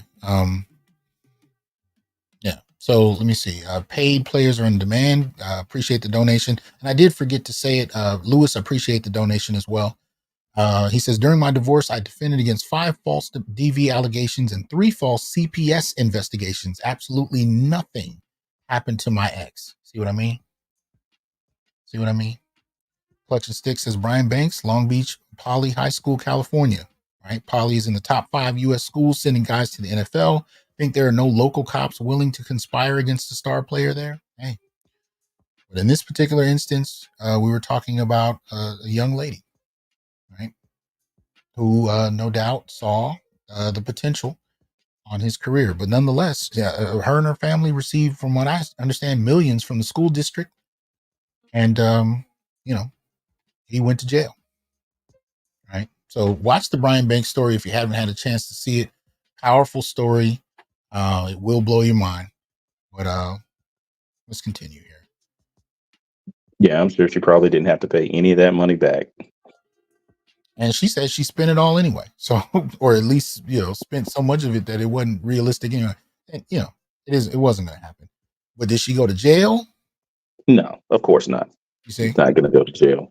Yeah. It then, going to the gentleman that talked about the allegations that he defended against in the CPS investigations. I mean, there's, we're here and we're in a space where, we give a damn about Black men and boys. Mm-hmm. But even for someone that, if they didn't, you at least got to give a damn about children and think of what kind of damage this does to those kids. Yeah. Like to have it in their mind that their father, their uncle, or whoever that father figure was, has done this terrible thing. And they're being made to, being coached on what to say to corroborate this stuff. And then, imagine you as a kid, because you don't know, you're just listening to whatever your mom or whatever is telling you to say. But imagine you grow up and you go back and look back and realize this and understand that, like, you were part of the reason why, your father was never in your life, Mm-hmm. or worse, was thrown in jail or whatever. I mean, how do you deal with that? Yeah. How do you deal with that? Yeah. Yeah, absolutely. Big discussions. I did not mention Myron Rolle, if that's how you pronounce his last name, and Amanda Seals. But another excellent example, if I remember correctly, this brother, NFL player, doctor, I think he was, falsely accused by Amanda Seals. I might pull it up in a second, but let's look at the case we have in front of us right here. This comes from Reason.com. False accusation and unfair investigation derailed this student athlete's life. Alfonso Beatty transferred to a new college, but he can't play basketball unless the NCAA grants him a waiver. In 2014, a white female student at the University of Findlay accused two black athletes of sexually assaulting her. The university expelled the two men, a basketball player and a football player, 24 hours later without bothering to interview witnesses who would have contradicted the accusation. According to the two men's lawsuit against Findlay, I don't know, investigators didn't even interview the young woman. Isn't that some shit? So we're talking about cases where the complainant isn't even interviewed in the investigation. And she was able to get two men within 24 hours expelled with no evidence and not even being interviewed. So in my original write-up of the lawsuit, I called it perhaps the most blatantly unfair Title IX case I've ever covered. Title IX is the federal statute prohibiting sex-based discrimination in education. Right? That dispute is still working its way through the courts. In the meantime, one of the young men, Alfonso Beatty, now 23, was finally able to find a basketball program that would let him on the team. That was quite an accomplishment. Students expelled for sexual misconduct can have a tough time earning admission to another school, no matter how farcical the charges against them are. Beatty recently got some bad news. However, the National College Athletic Association won't let him play. Right? This young man is being punished again, says his attorney, not by Duquesne, I guess the school he's at, because they actually want the young man on the floor. They want him on the floor. He's been victimized by the NCAA. The issue is the 5-year clock rule. Student athletes have a maximum of 5 years in which they can play a sport for 4 seasons. Once a student is enrolled in any academic institution, the clock starts ticking, even if the student ends up transferring or missing years of school, right? So, again, I'll put all of these links in the description to these stories. But, again, if you're not able to operate within the same window, within the window you're in, you can lose that opportunity, right? And that's a clear example of what I was saying earlier. A perfect example, in fact. Now this one was quite popular. This is not involving a black male, but nonetheless, a male falsely accused. Football player Matt Ariza, I know I'm mispronouncing that probably, dropped from woman's grape lawsuit and won't sue for defamation. Right? So there he is. December 13th, 2023, Buffalo Bills punter Matt Ariza is being dropped from a lawsuit filed by a woman who alleged she was raped by San Diego State University football players in 2021. The woman agreed Tuesday to dismiss Ariza from the lawsuit she filed last year, while he agreed to dismiss his defamation countersuit against her, his attorney said in the statement. So he was found to have not been involved, and he still had to drop his defamation countersuit in order to be free of this. That's ridiculous. And that's not the first time I've heard that. Dead Set Anime talked about something similar a few weeks ago when he was on the show, that sometimes what these judges will do is they'll punish you even when you're found innocent, and they'll punish you by absolving her and making it impossible for you to countersue in order for you to get out of the case altogether, right? So they're invested in many ways into protecting some of these women that are making these frivolous charges with no evidence and false charges at that, and you're not allowed to respond. So I think in this instance, if I remember correctly, the party that this took place at, I think he attended, but he left and he was gone when this happened or whatnot. But again, I'll post it so you can look through it on your own. I'm not going to read through all of them. I just want you guys to see some of the kinds of cases we're talking about. And despite that I'm using athletes, this is not limited to athletes. You guys are familiar with Michael Irving's encounter with a woman. So Doc, Go ahead. yeah, these cases, particularly the Title IX cases in the colleges where you have these false accusations. So another thing I don't think folks understand that make these false allegations, and then those that support and try to cover up the allegations, even when it comes back that they were false. Like you spoke of how the school absolved the women and continued to punish the men. These kind of blatant, very obvious differences in how a statute that's supposed to be, used equally for everyone as applied. This is the kind of thing that gives people that really don't want to have any type of equal protections for anyone. This gives them the cases they can take and argue up to the Supreme Court and get statutes overturned, because they'll look at it and say, like, well, you're applying it in a biased way anyways.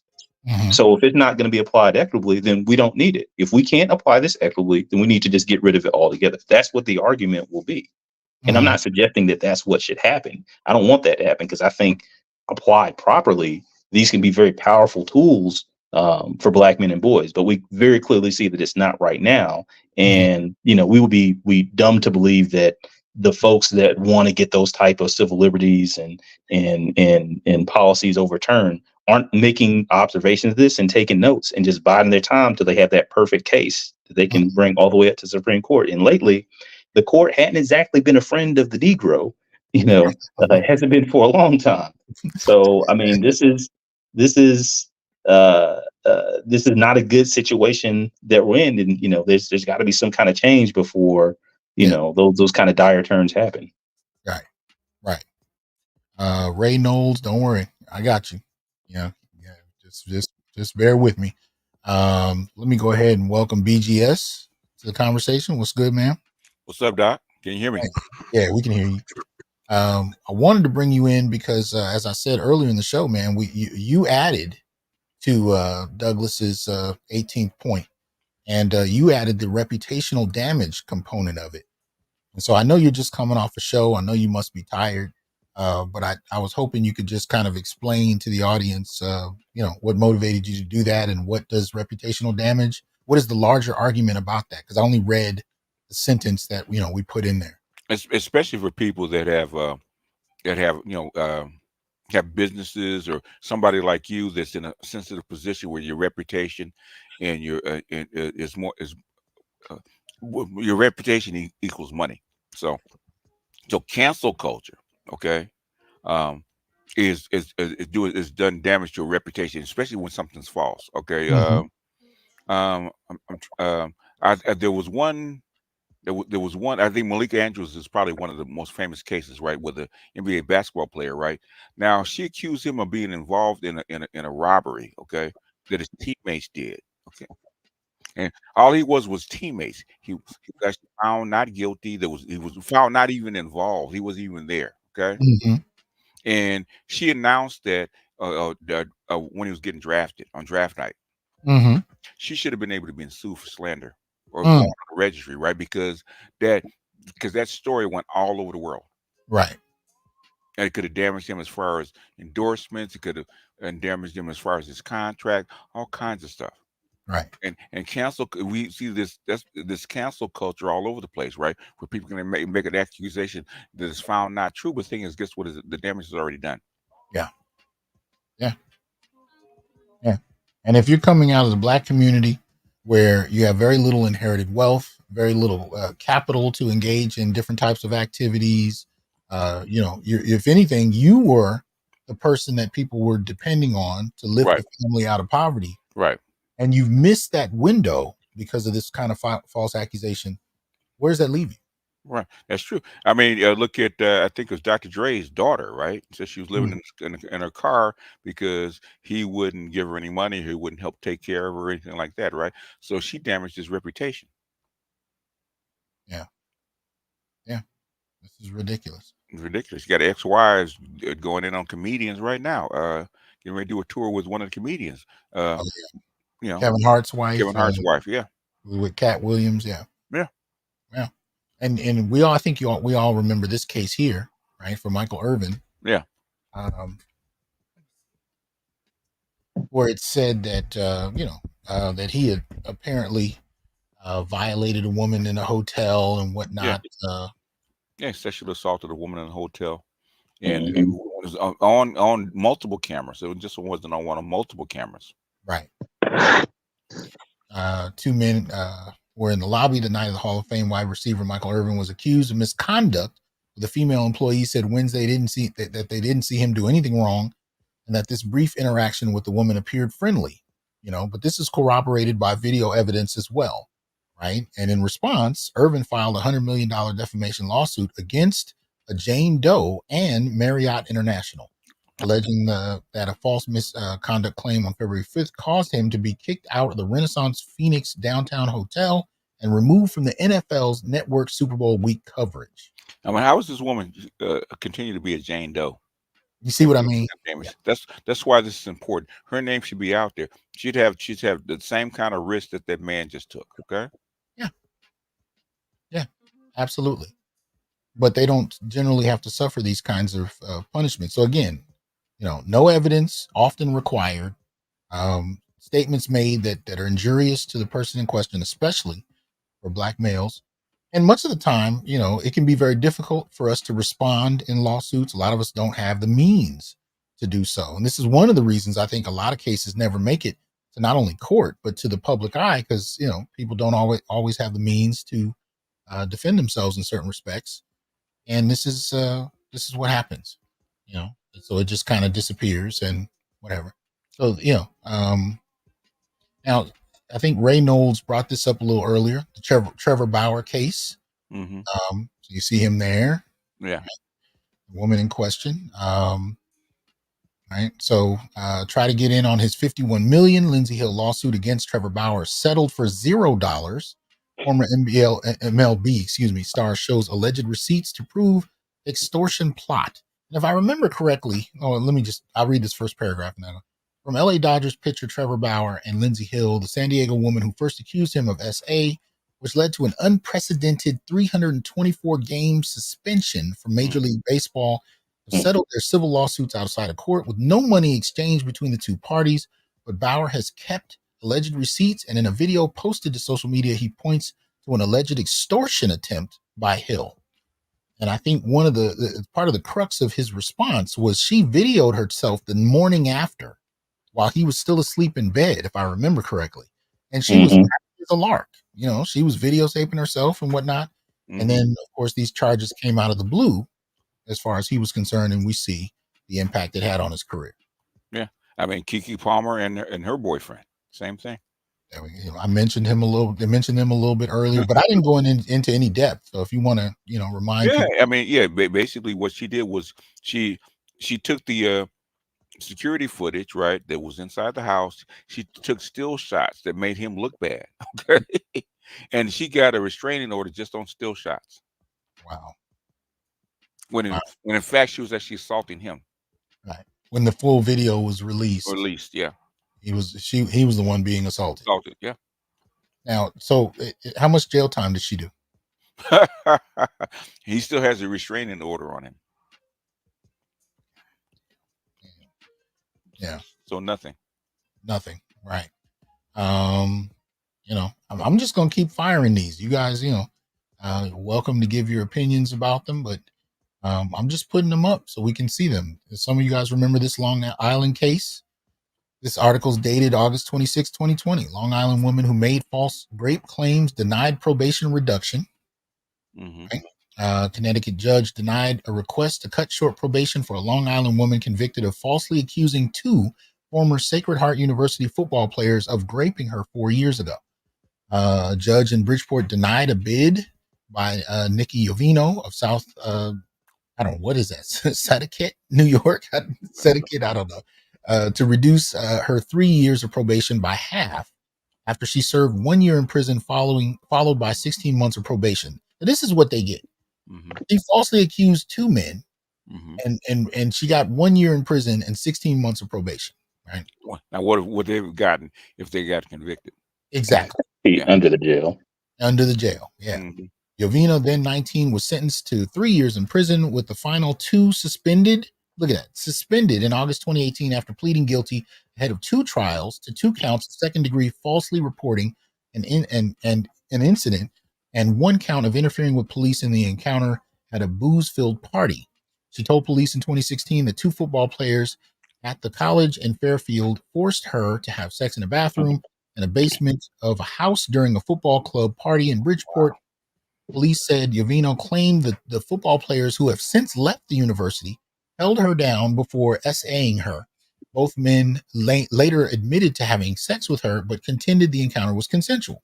3 months later, Jovino admitted that she made up the accusation during an interview with a police detective at her Long Island home. She admitted that she made up the allegation of SA against the football players because it was the first thing that came to mind. Wow. She didn't want to lose another male student as a friend and potential boyfriend. Oh, okay. Yeah. An arrest warrant affidavit states. Right? It's the old Emmett Till stuff, right? I don't want to lose my husband or my boyfriend, so I'm actually accuse you of something that I wanted. Exactly. She thought the encounter might make the other student angry and sympathetic to her. Mm-hmm. Now, I believe these were two brothers that were accused, but they don't show those pictures in this article, but I've seen others. I think she accused two brothers, but yeah, she was walking in the jungle and she wanted that experience. At a certain point, we've got to start putting together campaigns against some of these prosecutors and these judges, like where we're in places where they're elected, and bring up these cases and be like, hey, look, why should you be there? Because you had a false allegation case. You really didn't punish the person that had put out the false allegation. You haven't really made it right with the person that was falsely accused. Like we've got to start just having like campaigns. We just bring that up like repeatedly, because there's like these cases across the country where like we just saw on the one you showed, the lady, she got basically a slap on the wrist, and it's talking about let me get a reduction on probation, not jail time, but on probation. On probation. Yeah, just like the brick lady, she's done this 3 times. Okay. Yeah. How can she do this 3 times? Okay. Right. The exact same thing. Who were the 3 other times with the police, the judges, the prosecutors that were involved that just said like, whatever, and hand waved away? Those are kind of folks that need to be, we need to have campaigns against to say like, hey, you can't be in office because you can't equitably represent everyone. You know, I remember Antonio Moore said something years ago that really, hit me in the face. He said, if women were actually treated like men in the law enforcement industry, and especially in courts, there wouldn't be enough prisons to hold them. So I think some of this dismissal of women's behavior comes down to there literally not being the enough facilities to house them. If they were given the same sentences men were, and we know they generally get about 63% of the sentences that men get for the same crimes, but that might be part of the reason behind some of this. But I also think there's a public sensibility, a public belief in inherent female innocence and goodness. And I call cap on that, because when there's never a complaint, we don't have enough infrastructure to lock up black dudes. No, black men and boys. They find some place. They will build a jail. They'll convert a warehouse, whatever. They'll find somehow to lock us up and throw away the key. It don't matter. They always got space for it. You're right. But the reason I say that is because you'll notice that you'll find black women will even get their hands slapped. So we're talking about white women that don't get punished, but then you'll see black women that don't get punished. And for years I was like, what is this about? But I do think there are a number of factors involved. But should it be happening? Hell no. They should actually pay for what they've done. Go ahead, BJS. I think you did a story a long time ago about the husband that came home and saw his wife cheating. Oh God! And she shot him and broke his jaw with a bullet. And he was he was fighting for his life, and she got probation. Matter of fact, if I remember that case correctly, she got out of jail before he got out the hospital. He did. Mm-hmm. Yeah. I'm like, this is absolutely ridiculous. You know what? Actually, let me do this real quick verbally. Wrench Turner, I put that up a little second ago. Appreciate that donation. It says paying my black male advocacy tax. Salute to Doc BGS. Appreciate that. Ray Knowles. 3 newest members of the Justice League: Dr. T, Dr. Gigi, and Dr. Neil. You all. Appreciate that. And then Guy Incognito, appreciate the support. He says, "Dump Kiki, dude. Don't waste that good hair light skin, the trifecta." I heard that. Oh my goodness. I can't take y'all nowhere, man. I swear. Mr. FBA, appreciate that. He says, remember I served 10 years on false accusations. God damn. I remember that. Yeah. Wow. 10 years on false accusations. Use me as a warning to save text convo and practice sex discipline. You never says you never know when it'll save your life. Real talk. I remember that story. My God, Mr. FBA. Damn, man. Wow. I did not remember that. Damn. Soul Survivor says Nate Parker comes to mind on top of the countless false accusations like this. Yeah, Yeah, exactly. yeah. And it was what 20 years later. Yeah. He tried to ruin his Mhm. reputation. Yeah, And this was before he was a celebrity. This is when he was a college student, yeah. and the jury was all white. Yeah. So, how exactly, he gets off. I mean, really, with all of that working against him, it's pretty safe to say he had to be innocent to get out of that. Because there's no Yeah. way a white Right. jury in Philadelphia is going to look at a black kid who isn't famous and have no reason to defend him and let him go. Yeah, Right. but the women that sued him, the black women that actually pointed this out, that actually tried to ruin his reputation, should have been sued, or should have, like I said, at least been put on a registry. Okay. Yeah, at Did least. something Mhm. before. Yeah. Yeah. So this one is coming out of the Guardian, right? Dated August 2017. Woman jailed for 10 years for making series of false grape claims. Genevieve, 25, from West London, invented 4 separate incidents of sexual assault, one of which led to man being wrongfully convicted. All right. So I'm Um, not going to go through this in depth, but I'll put the link in there. Anybody? Did anyone want to say something? Remember the black guy that went to prison for like 20 years because a white woman dreamed Yep, that Mhm. that he assaulted her, absolutely. and on her word, Yep. okay, Mm-hmm. he went to prison for 20 years, even though he didn't even know the lady, was Didn't even nowhere know. near the lady. Yeah. Yeah, absolutely. This is how vulnerable men are to accusation, and most particularly black men. And so we're trying to create responses to that vulnerability. So this one is coming out of East Ida. Oh, East Idaho. Okay, the way it came together, I didn't see it. EastIdahoNews.com. Well, woman charged after detectives say she falsely accused man of rape.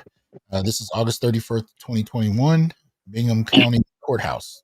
Sheena Sheehan Leeson, 21, is charged with felony perjury and is expected to make her initial court appearance Thursday. Charging documents allege Leeson lied while in court last year when she said a man raped her. She reportedly told the police that Dimitri Antoine Harris. Now you tell me what race he is. Mhm. Really, Doc? Really?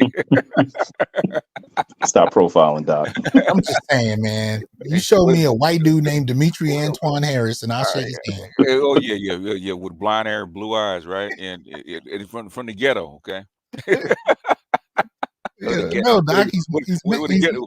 I want to make sure that he got a quality name, right? oh man, A ghetto baby name, huh? no, Doc, he's Mexican. Okay, right. Dimitri Antoine Harris. I'm sorry, man. It is anyway. 27 raped her following an argument that occurred after they had consensual sex at her Blackfoot apartment. Harris was charged and arrested for felony rape and felony battery with intent to commit a serious felony.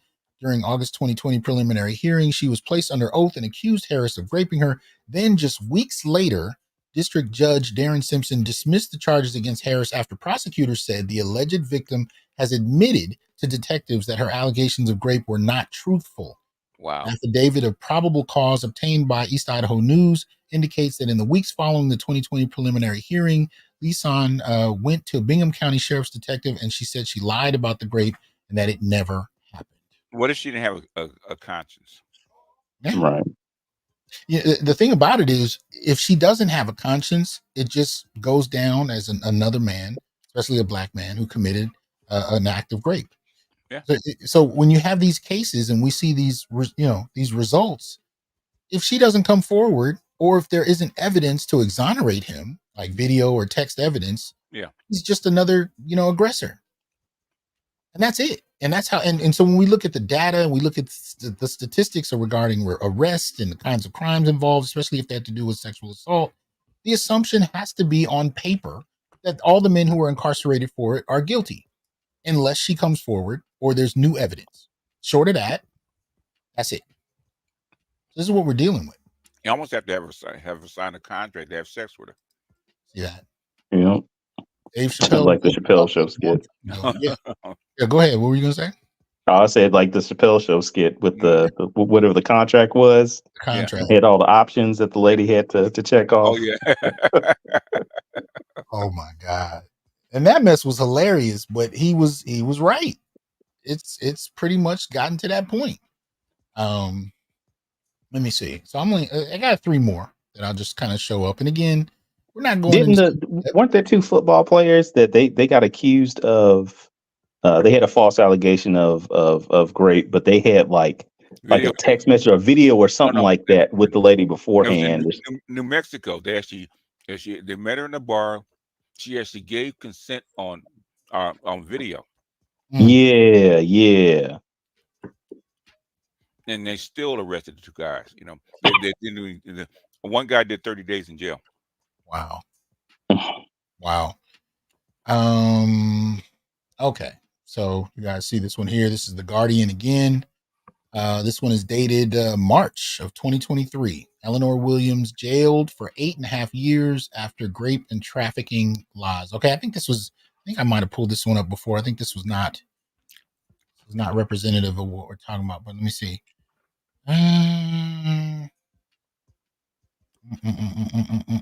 Okay, hold on. I don't remember if this is the wrong one. Let me see. A woman is jailed for 8.5 years after being found guilty of lying about being raped and trafficked by an Asian grooming gang. No, this was a different one. I haven't run across this one. An Asian grooming gang? Damn. And making That story's crazy, Doc. That was something man, else. I was just pulling them together, and I was, but this one I didn't read through.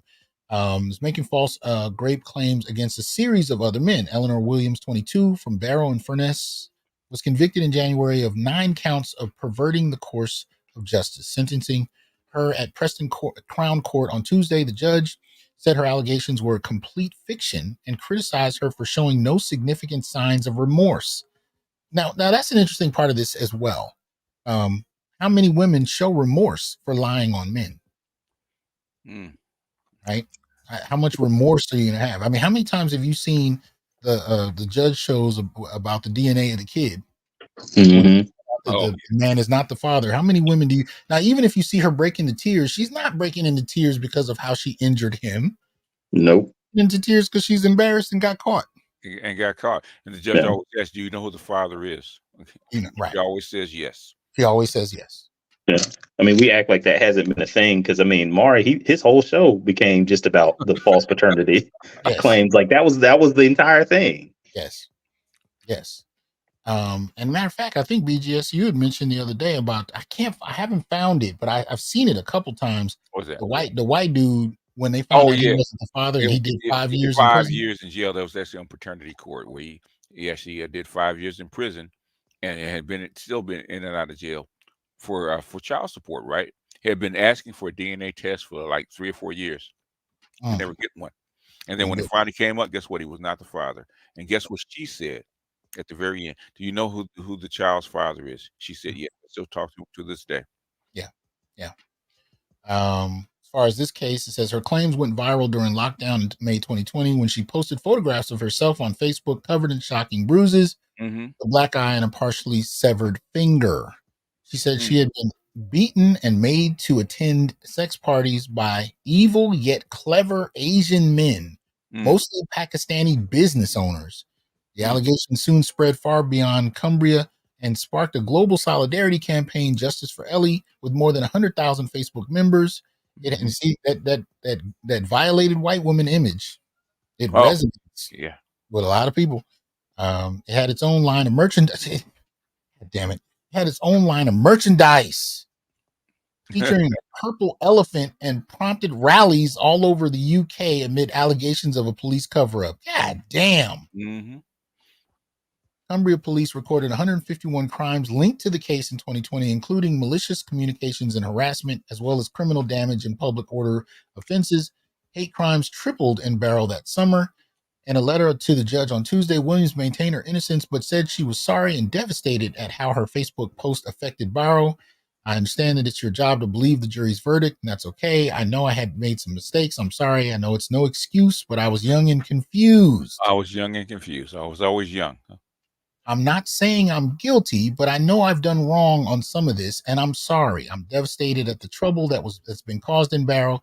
If I knew what consequences would have come from the status, I would never have posted it. Judges held limited responsibility for the community tensions resulting from the Facebook posts. Some community impact was foreseeable, but he said the consequences of her lies for the criminal justice system were far reaching, adding there is a risk that genuine victims will be reluctant as a result of this to come forward. What about victims of the false accusations? You see what I mean? You see that? Exactly. Exactly. Believe all women, right? Yeah. Despite the focus on Asian groomers, by the time Williams made her Facebook post, she had been charged with multiple counts of perverting the course of justice. These included making false grape claims against 3 young white men, one of whom, Oliver Gardner, simply had the misfortune to ask her for a light in the street. God damn. Wow, damn.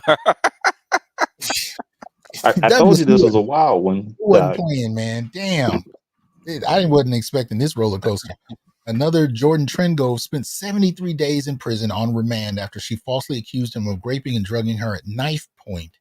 But Williams reserved her wildest allegations for Barrow, businessman Mohammed Ramzan, known locally as Mo Rami. Ramzan, now 43, told Preston Crown Court he had only met Williams once, briefly at a family party. Williams said he was in fact the head of an international grooming gang who had first had sex with her at age 12 or 13, and then trafficked her and dozens of other girls around Northwest England and abroad. Wow. Trengove, Gardner, and Ramzan all said they tried to kill themselves as a result of being falsely accused. Yep. Trengove and Ramzan were in court on Tuesday to see Williams sentenced. Outside court, jurors who had been invited to return for the hearing hugged the men and shook their hands. This is wow. Imagine if they were black. This is William. Exactly. This is Williams, and that's even in England. You know. Oh yes. Williams had 6 mobile phones she used to create fake identities and manipulated the Snapchat accounts of real men she had met via the dating app Tinder or subscribers to her accounts on OnlyFans, the erotic photo sharing site, to make them look like they were Asian abusers. Wow. Police were able to prove that one Snapchat account that purported to belong to Trengove and which seemed to be goading her about the grapes had in fact been created using the Wi-Fi at the Williams family home on Walney Island in Barrow. If you give people unchecked power and then turn around and act surprised that they use it like this, I don't understand.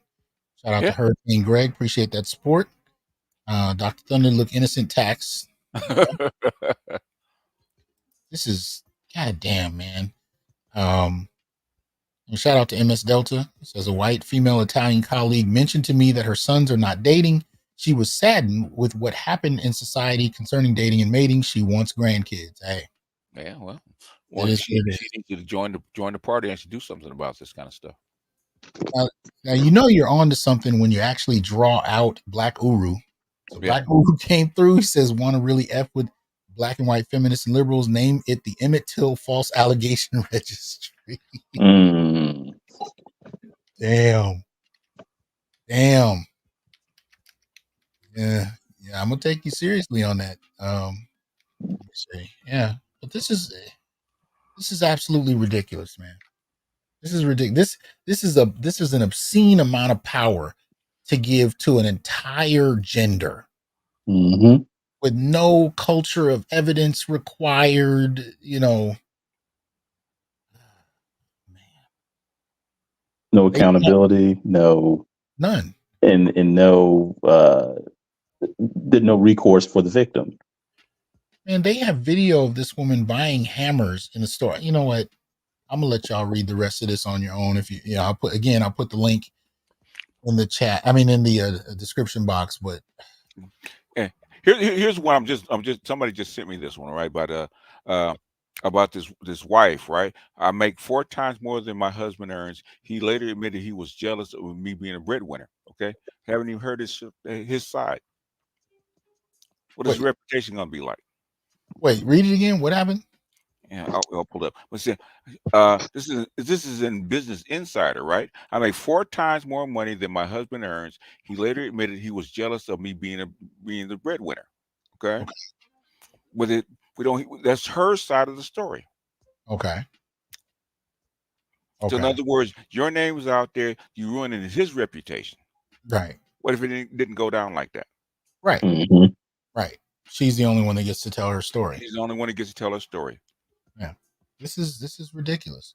The last two, it looks like they won't. I have to have a paid account with them.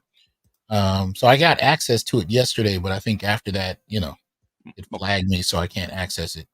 But I'll leave it there. I think the last one took the cake anyway, and I Okay. think it really proved the point we're making, that this has just gone far enough, right? And it speaks to the accusation economy that I was talking about a few Yeah. shows. Yep. If you didn't see that, go check it out. The accusation economy. I'm not sure who first used the term, but the first time I heard it was in the video I played in that show, and it was a white millionaire who was talking about how dangerous it is in regard to women making false accusations against men with means, because often it was clearly to siphon some of those means for themselves, right? But this is something that impacts not just celebrities and millionaires. The aspect of it that I'm interested in regard to this what we're putting on the 18-point agenda is the impact it has on everyday men. I mean, we see the news on celebrities and athletes. We see the news on millionaires even sometimes, but I'm talking about the guys who lost their jobs because of an inter-office false accusation. I'm talking about Mhm. something in regards to, like we saw with some of the football players who were in college, right? The women who used false accusations to get back at men that they had sex with, but the men didn't want relationships with them, Right. or Right. or an accusation that he cheated, whether true or not. And here's the thing I keep pushing: I don't give a damn if it's true. I don't give a damn if it's true. Nobody deserves to go to jail just because you got your feelings hurt that someone cheated on you. If you doubt Yep. that, reverse the genders and think about it. Your woman cheats on you. You know what I mean? How many men send her to jail for having cheated? What would the public sentiment be that she went to jail because she cheated? But women get real comfortable with men being punished, even under false pretenses, as long as the idea that he cheated is somewhere in there. But if you send a woman to jail for the same thing, now it's a problem. The reality is nobody should be going to jail because somebody cheated. That's just a relationship issue. You break up, you move on.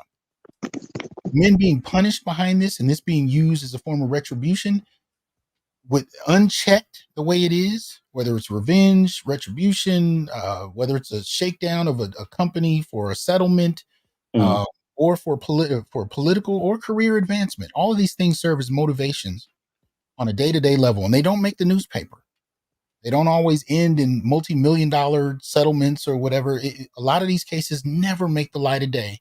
But I can bet you there are plenty of men, as we've already read in the comments of this very show, that can tell you stories about being directly impacted by these kind of low-level accusations, false accusations. So this is a form of a proxy power, political power that women are able to yield without redress, without pushback, and men literally just go from one environment to another, just trying to, avoid it and survive it if they've been falsely accused. And there needs to be some kind of pushback to this that offers some disincentive for people who are willing to do this, knowing that 9 times out of 10, they're not even going to be named to the public. Mm. You know what, Doc? If I had the money and I had the expertise to do so, I would I would put together like a big research document, and I Mm, would call it the Accusation Industrial Complex. And in that paper, I would track all the money that's generated and changes hands based upon these allegations, and then how much money is lost in the economy mm, based off of these allegations, mm, how much money is generated in the court systems, how mhm. many jobs are created by this, and how many jobs are ruined by this. Like, Yeah, put some actual numbers yeah, on it and to yeah, show how impactful this is. yeah. It's generated an economy. You're absolutely right. But you're not allowed to point that out because you're accused of attacking the victim. And, but when we have evidence that this happens, they just kind of sweep it under the rug because the public does not know. And I've been saying this for years. They do not know how to account for female acts of evil. They don't. So they ignore it. And as a matter of fact, if you see a female murderer, one of the first questions you'll hear people ask in the comments of an article or whatever, or a public post about it, is who hurt her, what happened for her to be in this situation, and the presumption is that it's a man. So somehow a retroactive boogeyman from her past becomes responsible for her behavior in terms of an act that she's verifiably committed. And I see this all the time whenever I post on female murderers, especially if they've killed a boyfriend or a husband. The assumption is, well, he must have been beating her. Well, what happens if he was just asleep? Yeah. And she was mad at him. She was mad Or she assumed. Mhm. One man got killed. I reported on this a few shows ago. One man got killed because his phone rang and it was a woman calling, and she killed him just for that. Yeah. Oh, remember the I think it was in Detroit or Milwaukee when a guy was going into Walmart, right? Walking to Walmart and left his phone in the car, and it texted. It was a woman on the text. She went over him and another guy and killed him. Remember that? Yep. Yep. Yeah, she would drove the vehicle up. Yeah, she hit another guy coming out the grocery store. Out of the store. Yeah. Yep. So and if you really look into it, some of these people are just walking around doing their daily thing right now. Mm-hmm. Now, obviously, I covered some cases tonight where women were, going to jail, being held accountable, and we're not saying that doesn't happen, but I think we agree that doesn't happen. First of all, that if they're sentenced, they're not given the same sentence as men get, and much of the time they're not sentenced at all. And none of that speaks to the cases where there either wasn't, some clear evidence or, a woman who, felt guilty and stepped forward. If she didn't feel guilty and there wasn't any evidence, it just went unchecked.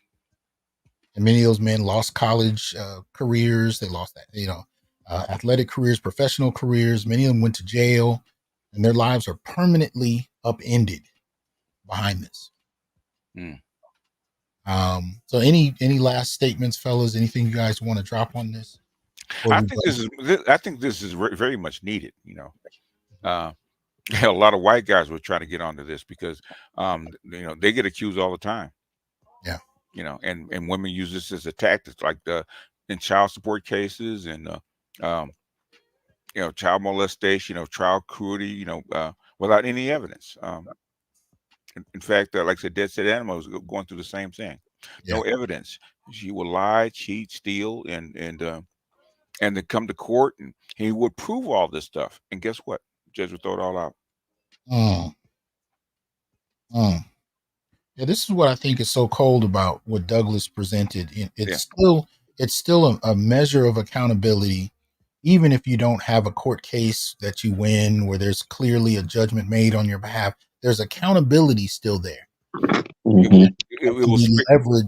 It'll spare the next guy because 9 times out of 10, the woman would actually do it again with something else. Yeah, especially IG models do this all the time. They'll say that some guy slipped into her DMs and he was saying some salacious stuff and actually post it and ruin his reputation. Yeah. And nobody says anything. As Bad Black Gamer says, you deserve to lose your life if you cheated on her. My ex honestly believes it was okay for a cheating man to pay with his life. This is common.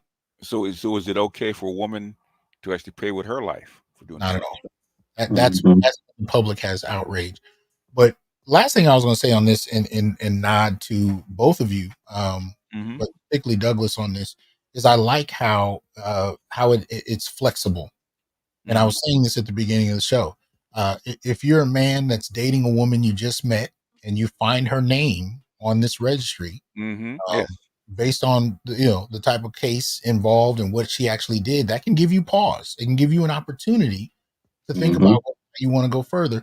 But it also can apply to a corporate job. It can apply to a mom and pop job. If you owned a gas station and had an employee there that has had to register on this, that would impact whether or not you're going to hire this person, because the kind of damage they can do to a small business, a large business, or an individual person in a relationship. Yeah.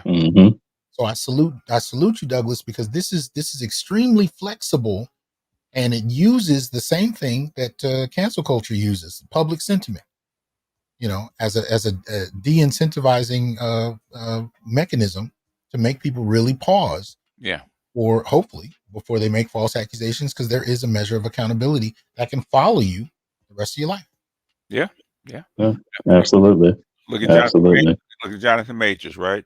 This case pops up, now 4 other women are saying the exact same thing. Okay, Hmm. and he may not even done anything. Well, and especially again, if you're dealing with a man of perceived means, we're going to act like there's no motivation Yeah. for people to come forward. We're going to act like that, this is all done in the light of justice and for the purpose of justice. But the fact that he might have resources that they can get very easily with a false claim with no evidence, There's no evidence. Yeah. and their names often don't even have to be included. That's that can just as easily be a money grab. We also should start Yep. suing the newspapers for actually posting this stuff. Okay, with no evidence. Right. That's No, easy. it's an accusation. Yep. Put it in every courthouse, put it in every Mhm. public school, make it, they have to announce the updates, with the county board meeting, whatever. I mean, the same way they do with, people that are convicted of sexual crimes. Mhm. It should be the same way with false allegations, because you are a danger to the fabric of a community. You're a danger to society. People should be able to know who they're living next to, who they're working with, who they're potentially dating and bringing into their home and have around their family and friends, because that can do a false allegation, somebody that falsely accuses people of that kind of thing, can do just as much damage or more than somebody that actually commits those type of things. Mm. So it's imperative to have that, because that's really the only real protection that you have is knowing up front. Now what you do after that, if you choose to go for it, I mean, that's on you, but you got to at least be able to know. Yeah, and in this digital age, nothing goes away. Well, and think about this too. One of the things I've talked about is I ran into lawyers who would tell me how they've actually counseled women during a divorce to suggest that a man has actually molested his own children as part of a method for getting custody and child support. Right now, if you were to go to jail for such a crime, and I think this goes to what Douglas was saying a moment ago, what is likely to happen to you in prison if you're incarcerated for having molested a child? Most particularly in your false pretenses, but people in jail. That's your life. That's your life. If nothing else, you might end up experiencing exactly what you were incarcerated for, regardless of your innocence, simply because the accusation was made. And cats in jail generally don't play with that, especially if it has to do with kids. They pretty much come like that.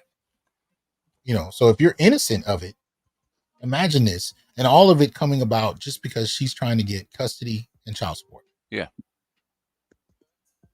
But if it's found that you're innocent, she gets a slap on the hand and we move forward like nothing happened. If she gets a slap on the hand. Absolutely. So I think, that way, regardless of whether or not one is able to even take a case to court, or whether they win, or, whatever may happen as a result of that, if it's verified and documented that a false accusation has been made, a false allegation, then that person should at least be put on the registry,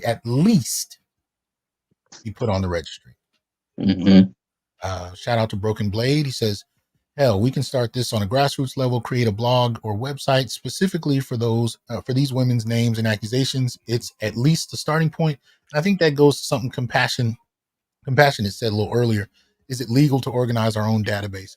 If you're putting documented, it's basically if you're tabulating a series of articles that document false accusations. I'm not a lawyer. I'm not suggesting I know what this is legally, but I don't, if they're documented, that shouldn't be illegal. But I don't know if either one of you know anything about that. It's just a list. If it's not slander and actually documented, they can't do anything about it. You can make a list. Yeah. So it wouldn't be just people you suspect or people you don't like, even celebrities you don't like. It would have to be documented. Documented. That this person is falsely. Right. Guy says, please do a show with lead attorney. He can talk about the divorce lies women make and chilling effect. Yeah, he can. Oh yeah. Yeah, he definitely, and he does. But I'm gonna give both of you an opportunity to close out, and I really want to thank both of you for coming through. Obviously, Matter of fact, it wasn't even planned for either one to be invited. They just were willing to pop up in the midst of the show. So I really thank them for their flexibility. But Douglas, why don't you give us a word about to close out on this, and know that I thank you in advance for having done all this. Go ahead. Yeah, absolutely. So first off, thanks for having me up just to discuss these points, and I'm honored to share the panel with the esteemed BGS. Oh, So thank you. definitely, this will be probably the highlight of 2024 for me. Appreciate it. Okay. Don't be a stranger. But I guess I want to close out with, hey, I'm just a regular guy like the rest of you guys out there, and as Doc says, like this whole list, it's created by just regular guys like us. Yeah. Mhm. So it's not like he's not sitting up here and just coming up with these points, just off the top of his head. I'm sure he's thought about a number of them, but I mean, these points really come out of our experiences, and our passions of seeing like where there has been injustice and lack of accountability and provision for Black men and boys. So, like I came up with this point, just like I said, it just kind of hit me out of the blue after watching the YouTube video. And I just came with the right thing. I was like, okay, I need to put this down on paper because this is something that's needed. So, I mean, I know we got way more than 18 points of stuff out there that we could put on there. So I encourage, guys, whatever you thinking of come across, just go ahead and hit Doc up with it, because there's a lot of value in your experiences. So once again, thanks for letting me come up here and talk a little bit. And yeah, I appreciate it. No, Appreciate thank all you, both of you guys do. I appreciate it. Yeah. All right, man. Let me see, and then I'll give the floor to BGS. Any closing thoughts on this? This is why. Remember when I told you that no matter what you think or how much traction you think it's going to get, make the list anyway, Mm-hmm. because there's going to come a time when it's needed. Mm. We're starting to see that. Yeah. Where guys are actually getting excited about because they actually see change. It's slow, but it's starting to happen. Yeah. Starting to get traction. Yeah. Like I said, I wasn't sure, but the last show we did, politician who since reached out to me personally to give me more information about himself, Yes. was very clear. He said he's part of a cohort with other politicians, and they are actively using the black male political agenda to advance their position, to determine, the method and the direction they're going to move in strategically, in terms of policies they're going to propose. And I keep telling people, if you want black male votes, this is how you're going to get it. Even from black men who've never heard of it, once they start reading these policies, it's infectious. Yeah. And I was actually listening to Roland Martin. He said Democrats are not doing enough Mm-hmm. to keep the black male voting bloc. Mm-hmm. So it's become, especially with the other side, Donald Trump being this bull in the china shop. They need all the votes they can actually get. So this is actually time to make an impact, make your voices heard. Like I said, I've been hearing more and more brothers talking about, what we need to do and how we need to start voting on policy. We just never agreed on what policies we should be voting on. And I'm saying, well, here you go. Here you go. Yeah. Pick one, Exactly. Yeah. So they're there, there is one I want to get. Matter of fact, if I can get your thoughts on this before you go, it's very short. Okay. There's a video, and this is coming from Killer Mike. Okay. And Killer Mike is proposing something, and I want you guys to determine whether or not you want to add it to the agenda. But he's proposing something here that I think deserves a listen. So let's. Killer Mike just got putting handcuffs on a security guard's word, female security guard's word. Female security guard's word, absolutely. Yep. Let's hear what he has to say. Here we go. I think the solution is this, and I'm out your way. 2 years. Young woman gets pregnant as a teenager, young man and woman get pregnant. This is the 2-year plan. First 2 years are debt-free. You don't have to pay the government anything back. So she doesn't get to drag him into court and the court doesn't say, you owe us money for investing in your child through food programs, through early Head Start programs. Because in those 2 years, the boy has the option, or not even the option, he has the demand of the co-man to then go to a trade school. You have to go to a trade school, which incentivize the United States to do it because we need more tradespeople. We don't have enough carpenters. We don't have enough electricians. We don't have enough people building roads. In my community, the girls are going to college and graduating. They have no men to marry because the boys are not going to college in the same way. My teachers were married to a tradesman. My teacher, who we call doctor, her husband owns a locksmith company. Her husband was a carpenter, was a mechanic. So they had a good life. Their kids went to school, right, the same schools we went to. I think that the incentive to solving the child support problem and a part of solving our infrastructure problem is to incentivize young boys who have gotten a girl pregnant. You must now go through 2 years of trade school. Oh, wait a minute. So, okay, I like what you're saying. Let me give you the rest of the answer first. Okay, go ahead. After that boy graduates, you get a further incentive if you and the girl marry. If you and the girl marry, we'll give you these incentives: zero finance home loans, something out of HUD besides an apartment with a leaky faucet and rats and roaches in it, but incentivize marriage. Yeah, I agree. I agree. The good old fashioned shotgun wedding, right? In a sense. He said good old fashioned shotgun wedding. Yeah, yeah. I mean, it will solve the problem because he gets an incentive to actually marry her and actually go get a trade instead of putting him in jail for child support. Yeah, taking his license away. Yeah, yeah. All those kind of things. But it's going to cost you $40,000 to put him in jail. Okay, it's going to cost you $10,000 to train him. Yep, there it is. There it is. Yeah. You know, so again, this is and there's two reasons I played that. One, because I wanted you guys to think about what he's proposing, but two, I also wanted to show you it you know, coming up with these ideas may be easier than people think. It just really may be a matter of us listening to each other. Right? This just ran across my desk on Twitter. It wasn't like somebody sent it to me for the agenda, at least not that I remember. But these are the kind of things we all run into every day, ideas that may be useful. Yeah. So it doesn't have to be something, you know, you spend months studying and researching to decide. It could just be an idea that you run across. And if it's a good one and it looks like it might improve the quality of life for Black boys and men, which is the only measure we're really using here, then propose it. Yeah. Basically, Atlanta is giving single mothers $1,500 a month. Okay.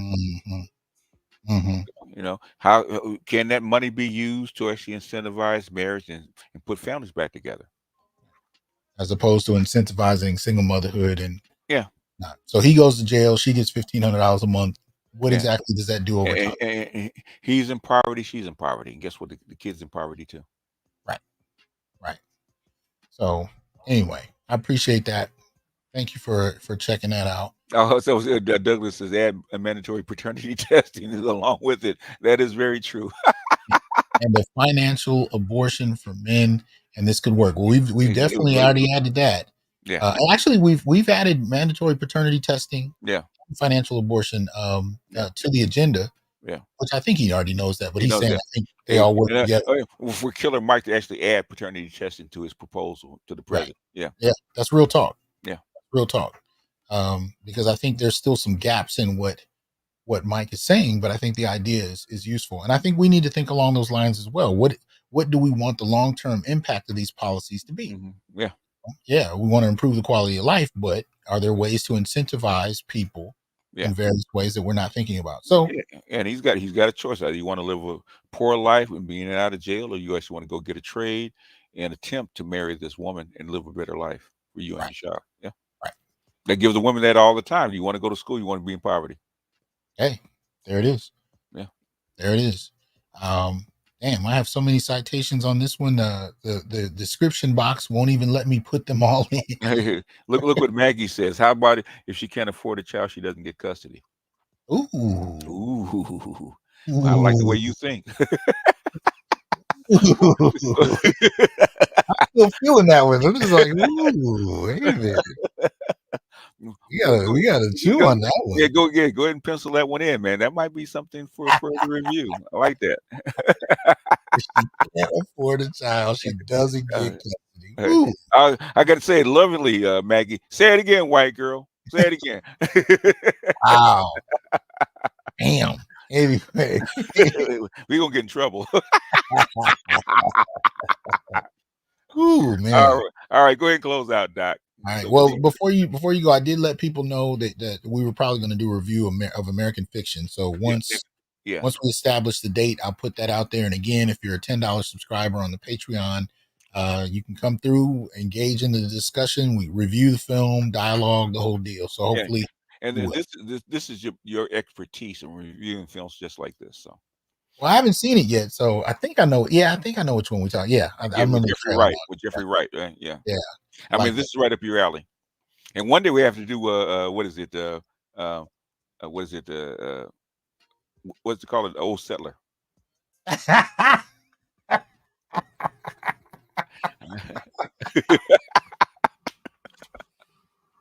You are not shit, sir.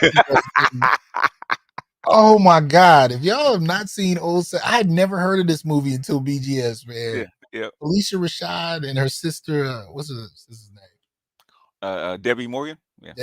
No, not Debbie Morgan, but I think. Damn, I'm not blanking on her. We all know who she Oh no, is. Debbie Allen. Debbie Allen. Yeah. Debbie Allen. Yeah.